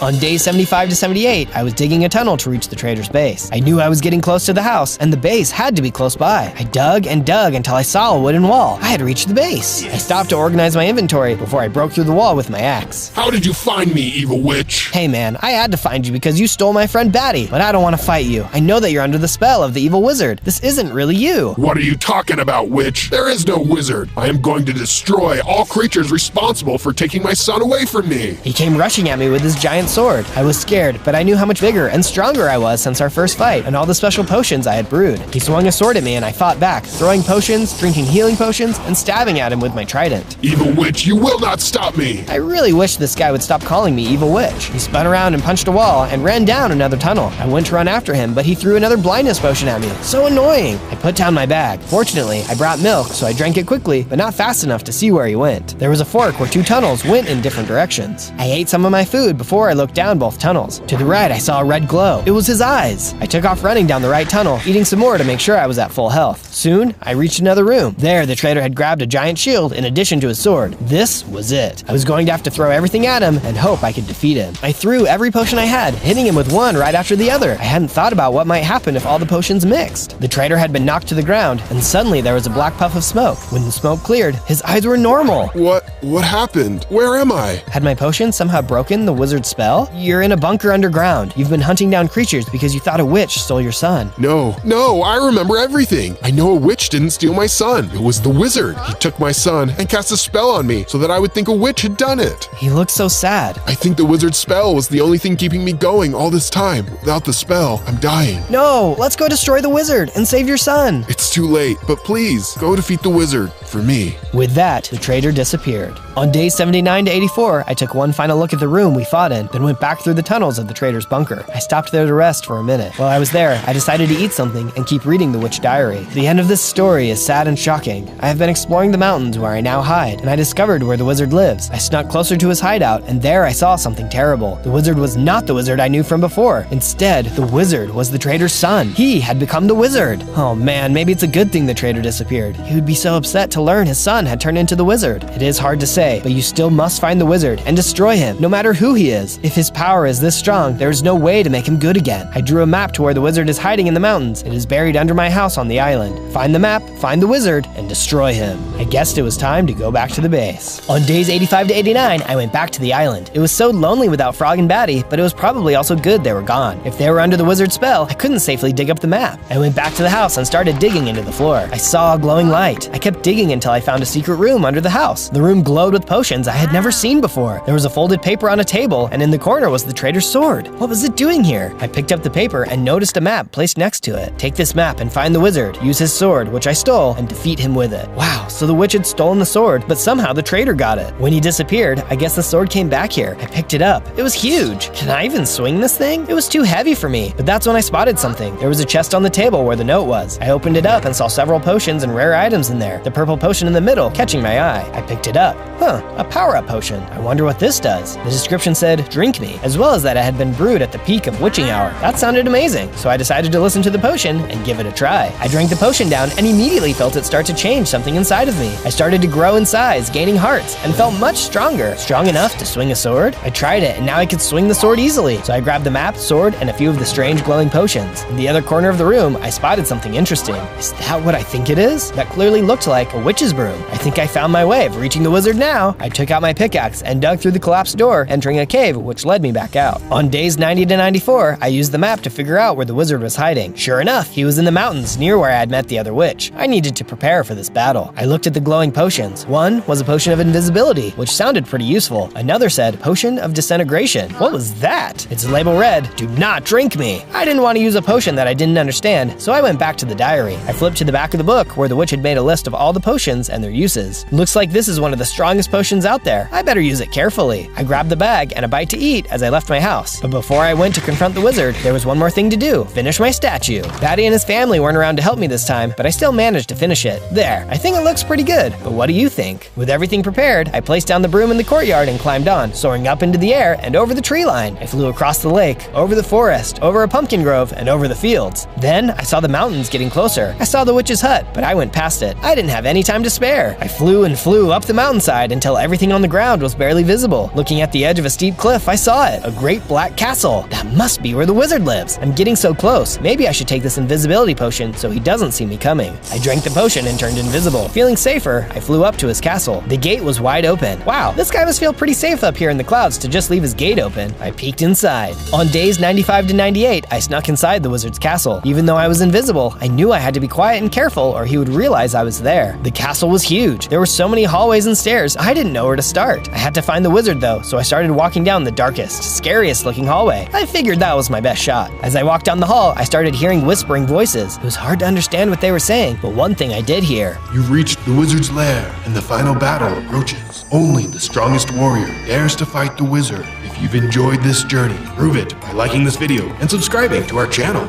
On day 99, I kept following the voices until I reached a solid wall, blocking the rest of the hallway. Had I reached a dead end? Suddenly, I heard a voice calling out. Zozo? Zozo, where are you? It was Batty's sister again. I didn't know how she had followed me or escaped evil spells, but I was so happy to see her. Hey, I'm over here. I turned off my invisibility so that she could see me. Oh, there you are, Zozo. I came to tell you it's not a dead end. Don't worry. I've been following Batty, and I know how to get in. This wall is a door. Punch the bottom right brick, and you can open it. I walked towards the wall and punched a brick on the side. The wall lifted upwards, revealing a new hallway. Thanks, but now you should really get out of here. Things are about to get really crazy. Good luck, Zozo. I'll see you back at base. I went down the hallway, which ended with a staircase. At the top of the stairs, there was a big open room. Right next to the window was a huge throne, and in the throne sat the wizard. So you found me, but you still have to defeat me, and you never will. The wizard stood up and raised his hands to cast a spell. This was the moment to throw my potion of disintegration. It exploded around him, but didn't do anything. You thought you could use a potion against me? You silly witch. I am invincible to all magic except my own. What did that mean? How could he not be invincible to his own magic? Then I realized something. I had his sword. I pulled out the sword and it started glowing. It was a magical sword, and it was the wizard's sword. Did this mean I could destroy him with it? Where did you get that sword?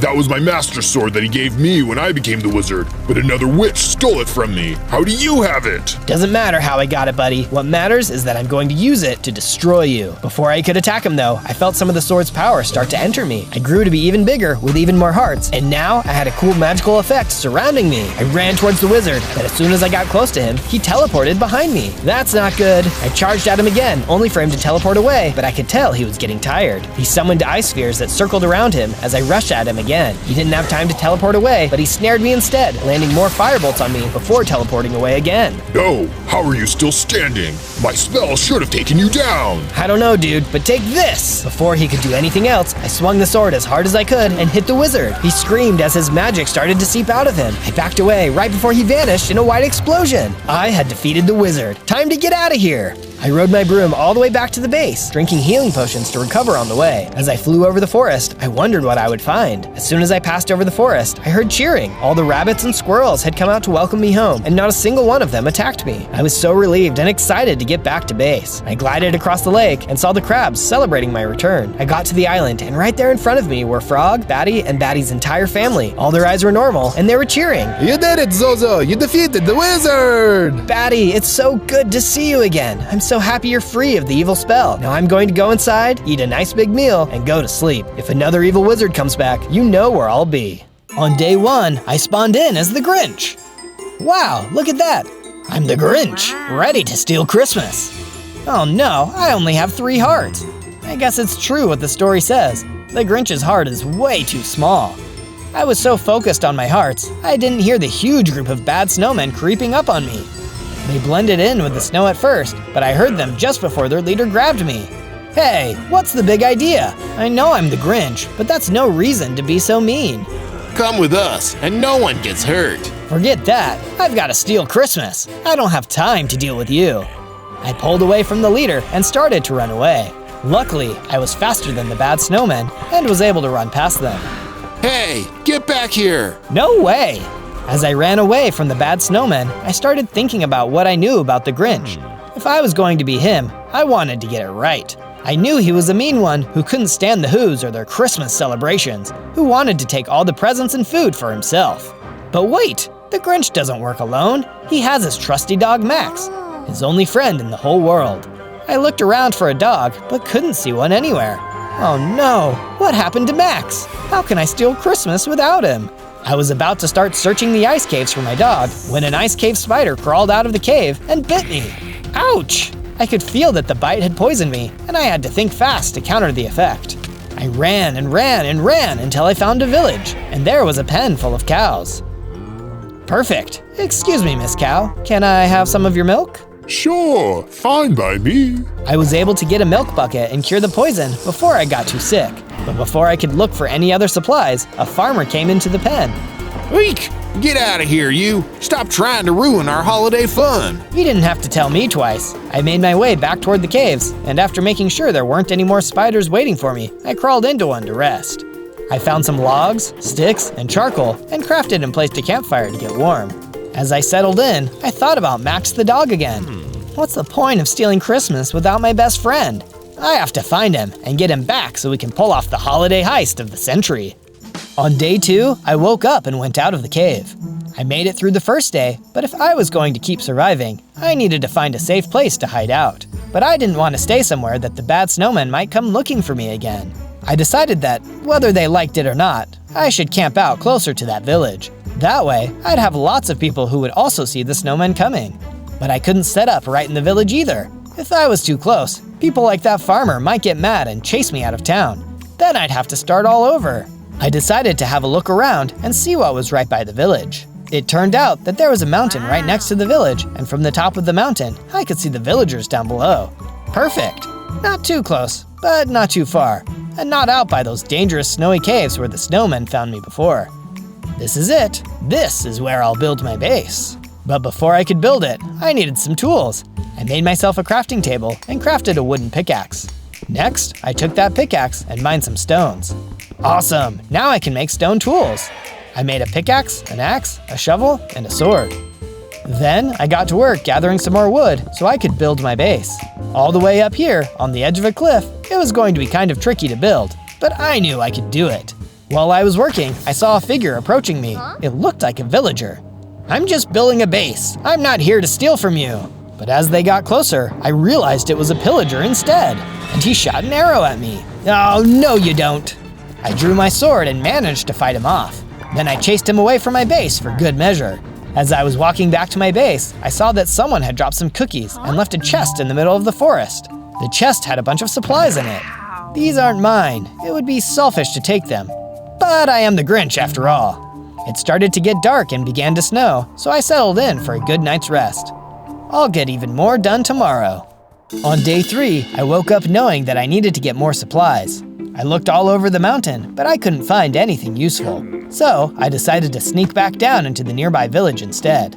If the villagers are going to treat me like a criminal because I'm the Grinch, then I guess I'd better start stealing. I decided to go to a different village than the one right below my base, just in case they caught me and chased me back home. Instead, I went to the next village over and started sneaking through town looking for supplies to snatch. But as I entered the village, I heard someone scream. Help! I did see something though, a horde of zombies attacking the village. No wonder someone was screaming. Get back, undead creeps! I drew my sword and started swinging, fighting off the green ghouls. A little girl appeared on top of a nearby building, holding a bow and arrow. She started firing arrows at the zombies, and between her arrows and my sword, we drove all of those nasty undead back out of town. She came to greet me. Thanks for the help. Sure. My name is Cindy Lou Who. What's yours? Zozo, but you can call me Mr. Grinch. Say, have you seen any bad snowmen around here, or just these zombies? The snowmen came yesterday. They took a whole bunch of people with them. My family, too. I don't know who they're working for, but they keep kidnapping people and destroying our town. That must have been what happened to her parents. Come back to my base with me. We can hide out and stay safe while we figure out who those bad snowmen are working for.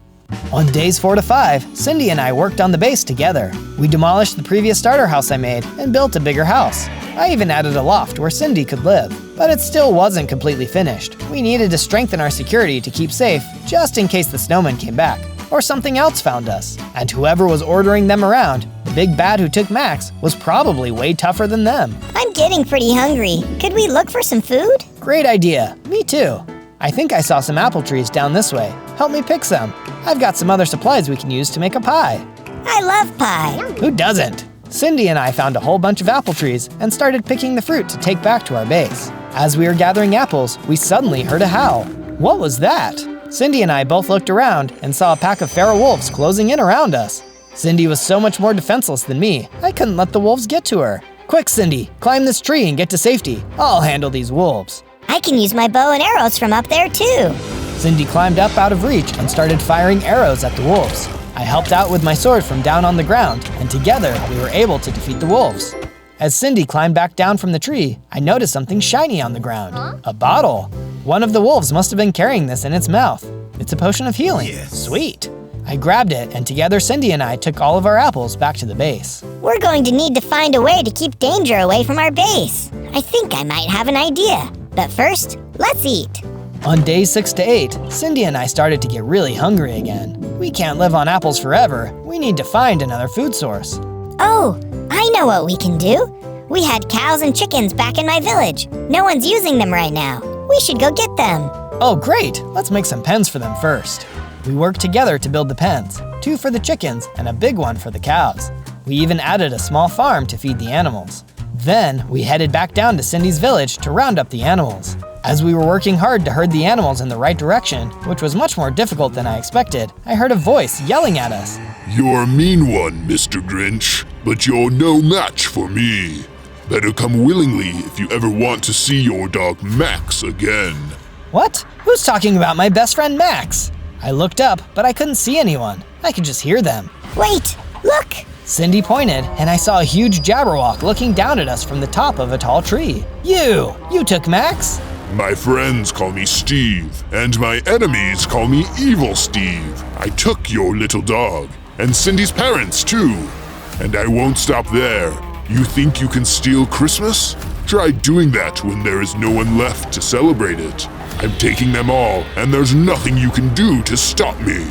Next, I'll take you too. The Jabberwock jumped down from the tree and landed hard in front of us. The force from his blow knocked my sword right out of my hand. Oh no, what should I do? This isn't the kind of reindeer I thought I'd be meeting as the Grinch. I ran after the sword, and Cindy followed me. Evil Steve just stood there laughing, and we knew we weren't strong enough to beat him. Not yet. I grabbed my sword, and we ran back to the base. Evil Steve didn't chase us, but we knew it wasn't the last we'd seen of him. Next time, we'd have to make sure we were ready, so we could defeat him and set everyone free. Maybe I can be the Grinch who saved Christmas instead. On days 9 to 10, Cindy could tell I was getting discouraged. I was feeling pretty scared after our encounter with Evil Steve, and pretty worried that I wouldn't be able to get Max back. It'll be okay, Zozo. I think if we work hard, we can get strong enough to beat him, to rescue Max and my parents and everyone else. How? He's so big, and we're so small. I know you don't think you can be a hero like this, but you helped me with the zombies and again with the wolves.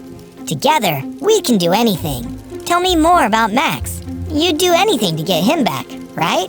Well, he's the most loyal dog in the world. No matter what, he sticks by my side and helps me with whatever I want to do. He was even willing to be a reindeer and pull my sleigh to steal Christmas, even though he's so small and the sleigh would be so big.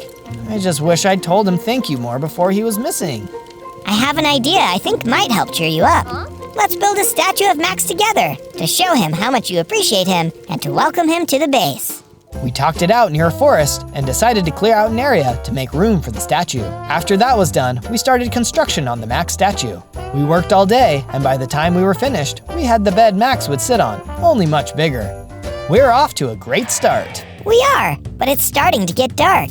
I think we should build some torches to keep any enemies from coming up to the base while we're sleeping. That was my idea from before. I almost forgot in all of the excitement. Great idea. I don't know what I'd do without you, Cindy. I proceeded to quickly craft some torches and place them around the base. On the night of day 11, I had the strangest dream. I saw a very little reindeer grazing by a stream with a herd of other reindeer. As he ate the grass, an evil wizard approached the herd of reindeer. Hello, little reindeer. Nice stream you've got here. It's a shame it's in the way of where I'm going to put my castle. You all need to leave, or perish. But this is our home. Too bad. Get out of here, or I'll make you go. The reindeer were terrified and confused. They didn't want to leave. Please, put your castle somewhere else. It's Christmas. Where are we supposed to go? No, and I don't care. I need my castle here for my grand Christmas party, and none of you are invited. For your insolence, I will turn you all into frogs. And the wizard cast an evil spell, transforming every reindeer in sight into frogs. But the littlest reindeer ran away before he could be cursed too. He ran and ran and ran to a nearby village. Please, help me. An evil wizard turned my family into frogs. But none of the villagers would listen to him. They closed their doors and locked him out. He cried and wandered into the forest, looking for a way to become strong enough to go back and defeat the evil wizard. He came across a deep dark cave and found a podium. A sign next to it said, "Drink this to become stronger than your enemies." There was a bottle of dark purple potion. The little reindeer drank the entire bottle. Then he transformed into a great, big Jabberwock. He ran back to the evil wizard, who had now built his castle in the reindeer's old home. Remember me? He defeated the evil wizard and made him run out of the castle, taking it for himself. But I'm still not happy. I could never forgive the villagers for leaving me alone to face this evil force. I will never forgive them. Somehow, I will find a way to get my revenge. And then I woke up. I couldn't explain why, but somehow I knew that what I had seen was real. I told Cindy all about it, and she agreed. On days 13 to 15, I went back to Cindy's village to get some more animals and herd them back to our base. The chickens Cindy got seemed pretty lonely, and we were both getting really hungry. So I herded some chickens and cows back to the base. Then I went back to the village again for some sheep and pigs. Here, piggies. Here, sheep. But the animals started running away, like they were scared of something. I looked up, and there were those zombies again. There were even more of them than before, and this time, I didn't have Cindy and her bow and arrow to help me out. But I stood my ground instead of running away. I pulled out my sword to face them. Come and get it, zombies! As they approached, I took them down one by one. I don't have time for this. I have to help my friend, get back her parents, and rescue my dog. Get out of this village, now! As I defeated the zombies, I felt a surge of bravery and strength coursing through my veins, and I felt my heart grow in size. I gained 2 hearts too. As I looked down at my GRINCH fingers, I noticed that they had gotten long, pointier, and claw-like. This made my attacks even faster. I'll be able to defeat Evil Steve in no time. I can't wait to show Cindy. On days 16 to 19, I brought the sheep and pigs back to the base, and I showed Cindy my new fighting skill. That's amazing! Now I just need to find some materials to upgrade our weapons. Then we can really make some progress. I'll get the animals settled, and you can start mining. With our plan sorted out, I started digging into a cave system and mining for materials. I found some iron. Nice! Now I can make iron tools. As I was gathering the iron, I spotted a little bunny. Aw, hi bunny. But as I got closer, I realized that this was no ordinary bunny. It had red eyes and was coming at me fast. It was a killer bunny. Oh geez, not now. Well, I guess it's time to test out my new abilities. The killer bunny leapt at me and attacked, but I was ready for it. I was here to steal Christmas, but I guess I can take on Easter too. I fought back, blocking the bunny and sending it flying back a few steps. It came at me again, but I swung my new long fingers and knocked it away. With a bit of time to gather myself, I pulled out my sword and slashed it back and forth until the killer bunny got scared and ran out of the mine and off into the woods. Hop along now, little bunny. Go pick on someone a little less awesome. Now, let me grab this iron. I took the iron back to my base, smelted it, and made a full set of iron armor and tools for me and Cindy. On days 20 to 22, I woke up to the sound of Cindy calling for me. Zozo, Mr. Grinch, we need to get ready. Are you here? I'm up. What's going on? I ran outside to see Cindy standing with an old man I hadn't seen before. Mr. Zozo Grinch, Evil Steve is on his way here right now. How do you know that?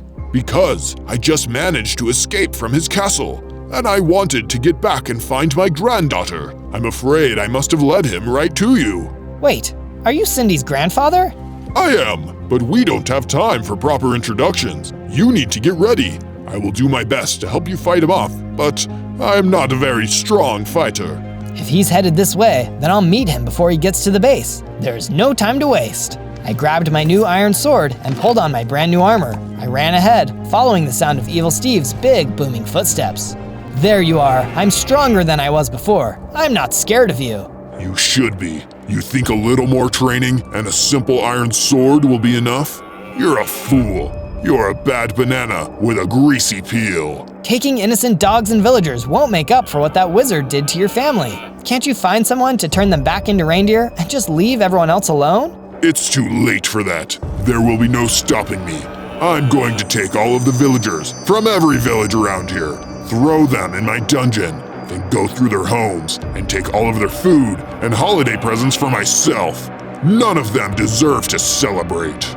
So, you're trying to steal Christmas? That's my thing. Before I could say anything else, he was swiping at me with those big Jabberwock claws. But my armor protected me, and I fought back with my new sword. He dodged, but I got a few good hits in too. This is a waste of time. You haven't seen the last of me. And he disappeared back into the trees. Sure, I didn't defeat him, and I didn't have Max back yet, but I could tell he was a little bit scared this time. He may have been big and bad, but with some more time and training, I could be even badder. On days 23 to 26, Cindy and I returned to our abandoned village to look for materials that might help us defeat Evil Steve. Anything he could have left behind, or any extra supplies that might help us upgrade our weapons, our armor, or our base. While we were searching an empty house, I found a crossbow. Wow, this will really come in handy if I need to do some ranged attacks. And look, here are some fireworks to use as ammunition. That's some real firepower. What's this over here? Cindy was standing by a bookshelf where one of the books had fallen onto the ground. I picked it up and read it. If you are liking the video so far, please like and subscribe, and leave a comment on what adventure you think we should go on next. Weird, must be some kind of secret code or something. Let's keep looking. On days 27 to 31, Cindy and I went back to the base, and I started doing more work on the statue of Max.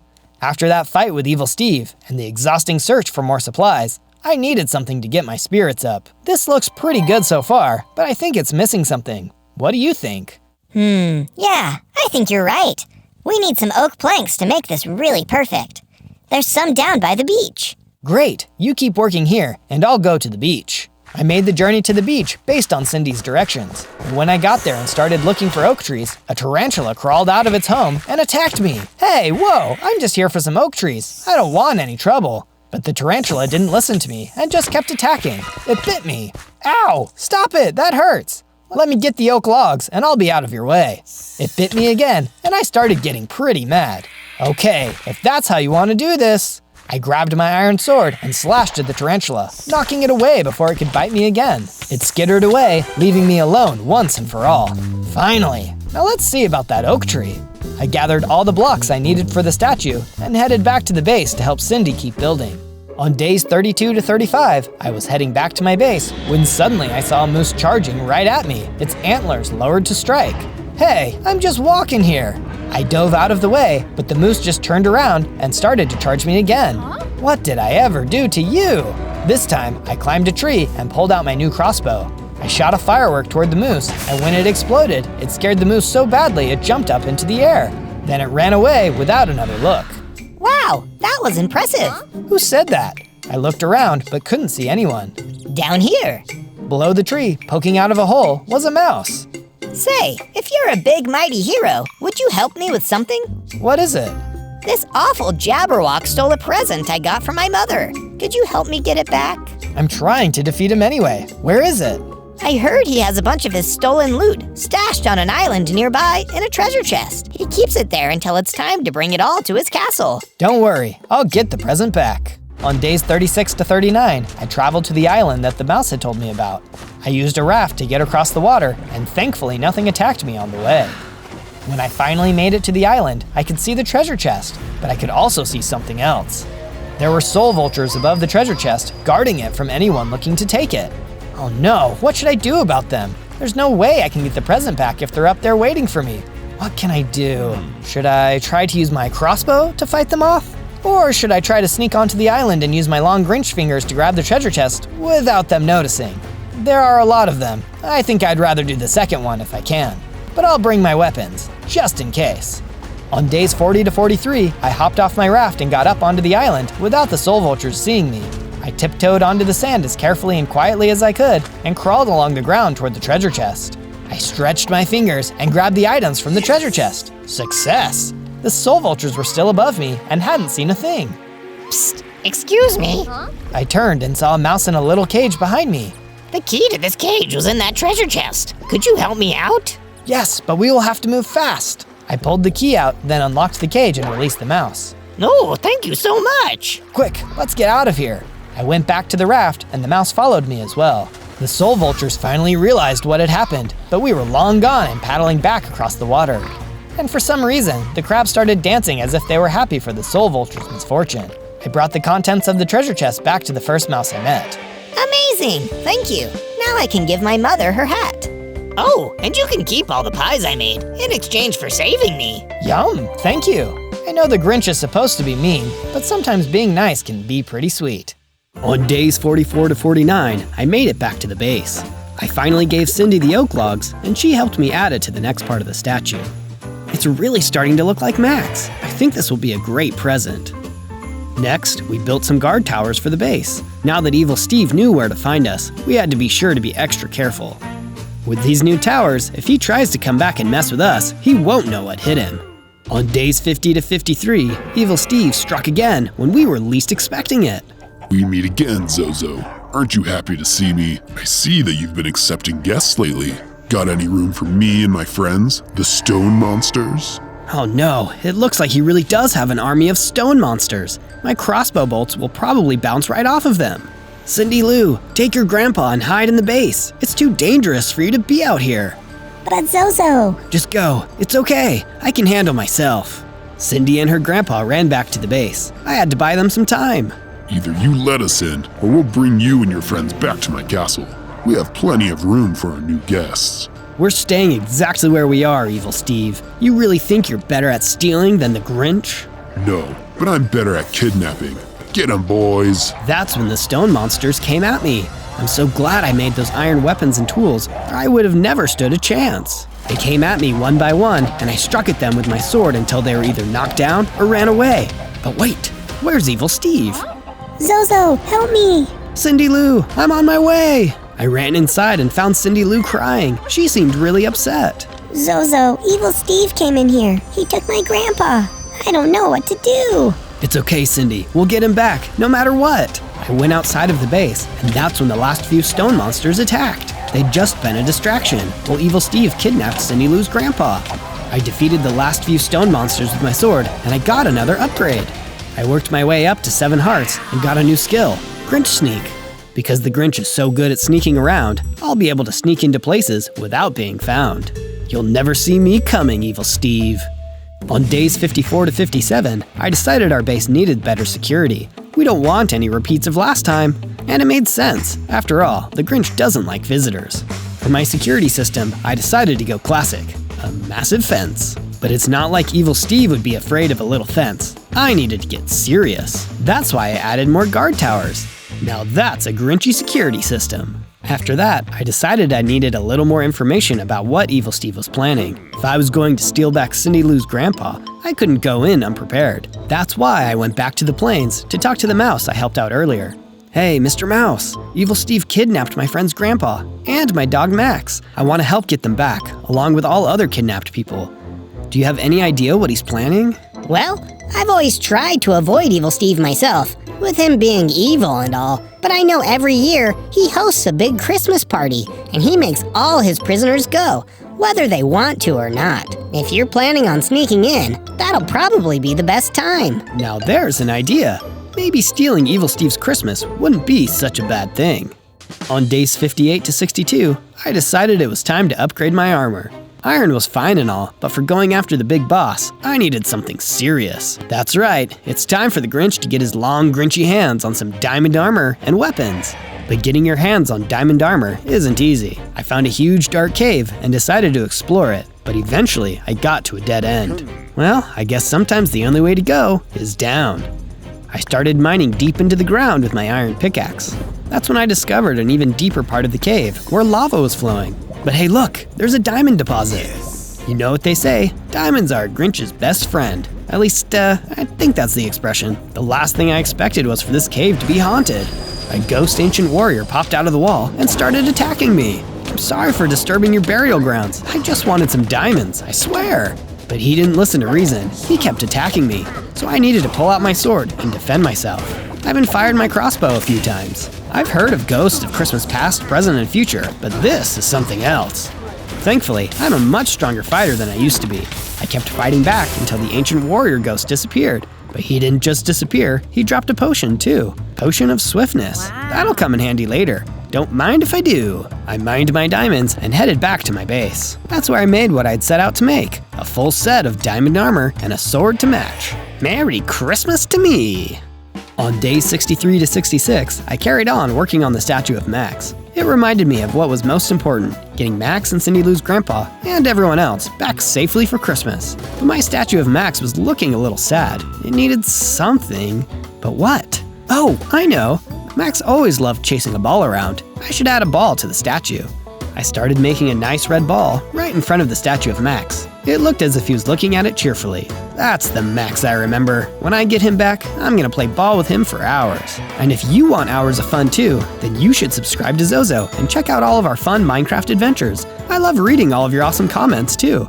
On days 67 to 70, it was finally time to stage my first rescue mission. The mouse told me that Evil Steve keeps all of his prisoners in his massive castle. If Max and Cindy Lou's grandpa are gonna be going to any Christmas parties this year, it'll be mine. Whoa, look at that castle. It's so creepy. Why would anyone want to go to a Christmas party in there? Uh-oh, looks like he's got some more minions outside. Are those undead warriors?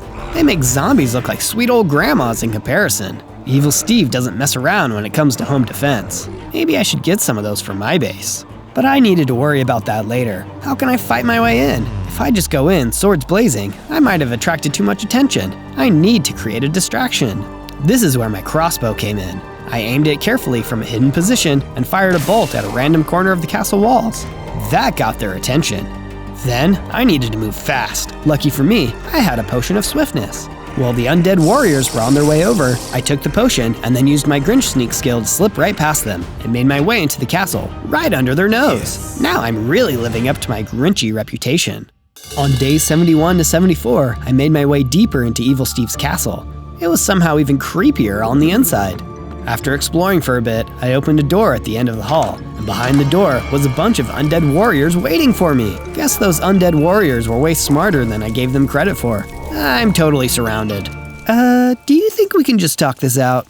The undead warriors didn't feel like talking. Actually, I don't even know if they can talk, but they sure can fight. I pulled out my diamond sword and went toe-to-toe with Evil Steve's undead warrior security force. They jumped at me one by one, and every single one of them gave me a run for my money. By the time I'd finally defeated them all, I was exhausted, but I also noticed one of them drop something, an antler headdress. Wow, this suits my style perfectly. I'm gonna look so cool. Not only was the antler headdress a strong fashion statement, it also gave me increased knockbacks on my attacks, an additional half a heart, and healed me when I was in a pinch. But personally, I think the coolest part of it all was that I'd have antlers, just like Evil Steve. I was so obsessed with my cool new hat that I almost didn't notice the giant door at the end of the hall. That looks like the door to the dungeon. Don't worry, everybody, Zozo is coming to save you. On days 75 to 78, I finally broke into the dungeon in Evil Steve's castle. It was huge. I couldn't even count how many villagers he had packed into cells. I even recognized the farmer who'd chased me off on my first day. Help me, Zozo. You gotta get us all out of here, please. Don't worry, I'm gonna get you all out of here. But we need to be careful. Evil Steve could be anywhere around here. The farmer dropped a potion of healing, and suddenly I could hear Evil Steve.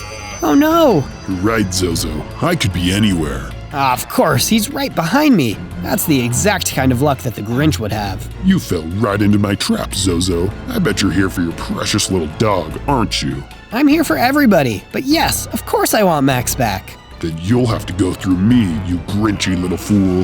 That's when Evil Steve swiped at me with his huge, curved, Jabberwock claws. He was so much stronger and faster than any of his minions. I could see why he runs the show around here. He hit me so hard, I lost a few hearts. That put me in real trouble. But wait, I remember now. I have the healing potion. Bottoms up. Recharged, I pulled out my diamond sword and ran at him. Evil Steve was shocked at how strong I had gotten. That'd teach him to look down on me. I told you I was a mean one, Evil Steve, and I bet you believe me now. But I shouldn't have been so confident, because everything was about to get much harder. On days 79 to 84, Evil Steve stopped attacking and seemed like he wanted to talk. It seems I underestimated you, Zozo, but don't worry. I won't make that mistake again. Bear witness to my true power. I've beaten all your guys, Evil Steve, and I'll beat you too. Huh, I wouldn't be so sure. I could see everyone cowering in their cells, so I knew I was about to see something really, really scary, and Evil Steve didn't disappoint. He grew larger. He barely fit into the room. His claws were almost the size of me. One strike with those, even wearing my diamond armor, I'd be done for. I tried hitting him with my diamond sword, but he didn't even flinch. He started laughing hysterically, as if I had just tickled him. You thought you could mess with me and get away with it? You thought you could steal my party guest, my Christmas? You made a mistake, Zozo, but don't worry, it's the last mistake you'll ever make. He jumped forward and swung one of his claws. The might of his claws almost knocked me out. There was no way I could save anyone from him in this state. I'm so sorry, guys, but I've got to go. He's too powerful. I promise I'll come back for you soon. And as I ran away, all of the villagers were looking at me while Evil Steve laughed. I felt terrible. It was like I had let everyone down. On days 85 to 89, I went back to my base. A failure. I didn't know if I'd ever be strong enough to face Evil Steve. Forget stealing Christmas. There's not even gonna be a Christmas. All thanks to Evil Steve. But that's when Cindy Lou approached me, and she was carrying a book. It's a multi-shot enchantment book. With this, your crossbow will fire 3 shots at once, so it'll be 3 times as powerful. But Cindy Lou, don't you get it? I'm not strong enough to beat Evil Steve. It's over. I failed, no matter how cool my crossbow is. That's not true, Zozo. You're smart and kind, even for a Grinch. And I know you want to get Max and my grandpa and everyone else back. One way or another, you'll figure it out. I believe in you. That was exactly what I needed to hear. In that moment, I knew I could save everyone. Maybe I could even save Evil Steve. But there were a few final things I needed to do first. I finished the Max statue, finishing off the antler I tied to the top of his head. He looked exactly like I wanted him to, and I just knew when Max saw the finished statue, he'd be amazed. And then there was one last thing I could do that might give me an advantage against Evil Steve. To defeat him, I needed to talk to the guy who made him the way he was. The Evil Wizard! Found him out next to a frozen lake, living in a beat-up old shack rather than a big castle. I asked him if he knew anything that might help me stop Evil Steve. Well, if you want to change his tune, your best bet will be returning him to his original reindeer form. But how would I do that? There's a potion of form reversion, but the only one I know about is hidden in the ancient tomb and guarded by the Vex. Then I guess I'm going to the ancient tomb. On days 90 to 94, under the instructions of the Evil Wizard, I went to the ancient tomb in search of the potion of form reversion. It's so spooky in here. I wonder what that Vex thing the Evil Wizard mentioned is. And that's when I found out. The Vex flew straight towards me, carrying a spectral sword. He was as fast as he was scary, but thanks to Cindy Lou, I had my special crossbow. A few well-placed shots, and he was down. I guess you weren't so tough after all, Vex.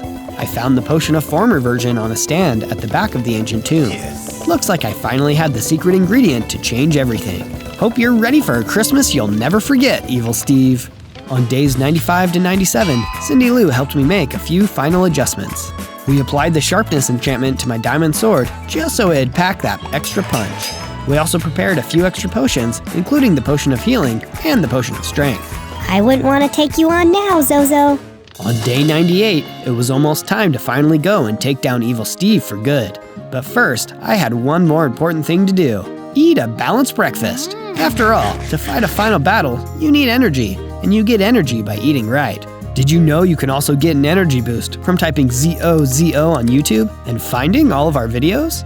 And be sure to leave a comment telling us what character or creature you'd like to see me play next. I love reading your suggestions. On day 99, it was time for the final battle. I returned to Evil Steve's castle, armed and loaded with every weapon, enchantment, and potion I'd gathered over my time here. Alright, Evil Steve, time for you to find out what I'm really made of. I used my Grinch sneak ability to get back into the castle without being found. Evil Steve never seems to run out of undeath warriors. Hope you guys don't mind if I just slip by without saying hi. I knew my way around since I got in last time, and I used my sneak ability and found my way to the dungeon room immediately. I knew that Evil Steve would be waiting for me, so I quickly drank a strength potion and ran straight into the main room of the dungeon. You're back, Zozo. Ready to be defeated again? Not this time, Evil Steve. I'm a whole new Grinch. The time was right. I went through my final upgrade into Super Grinch. My hearts really did grow 3 sizes that day, because now I had 30, as well as being bigger, faster, and stronger than ever before. You're getting uninvited for my Christmas party for this, Zozo. That's okay, Evil Steve. You're still invited to mine. And so the fight began. He was fast and strong for sure, but in my current form, we were finally evenly matched. I took my potions of healing and strength, and they kept me fighting fit. It's over, Evil Steve. You can't win this. With a few hits from my diamond sword, Evil Steve was cornered, and I had my trump card left over, the form of reversion potion. Time to take your medicine, Evil Steve. I gave him the potion, and in the instant, he transformed back into the reindeer he once was. Wow, I finally feel like myself again. I don't feel like being so evil anymore. Glad to hear it, Steve. How about you help me free all these prisoners then? I'd like my dog back, Cindy Lou wants her grandpa back, and everyone else just wants to go home. Yes, Zozo, of course. Now where did I put that key? With evil Steve turned back into a reindeer again, and becoming regular nice Steve, he returned to his home and seemed happy to be back to normal. I finally did steal Christmas, and also stole back all of the villagers, and Max, and Cindy Lou's grandpa, and everyone else. We all celebrated Christmas together, and had an awesome time. I may not have been that great as the Grinch, but at least I had a wonderful Christmas.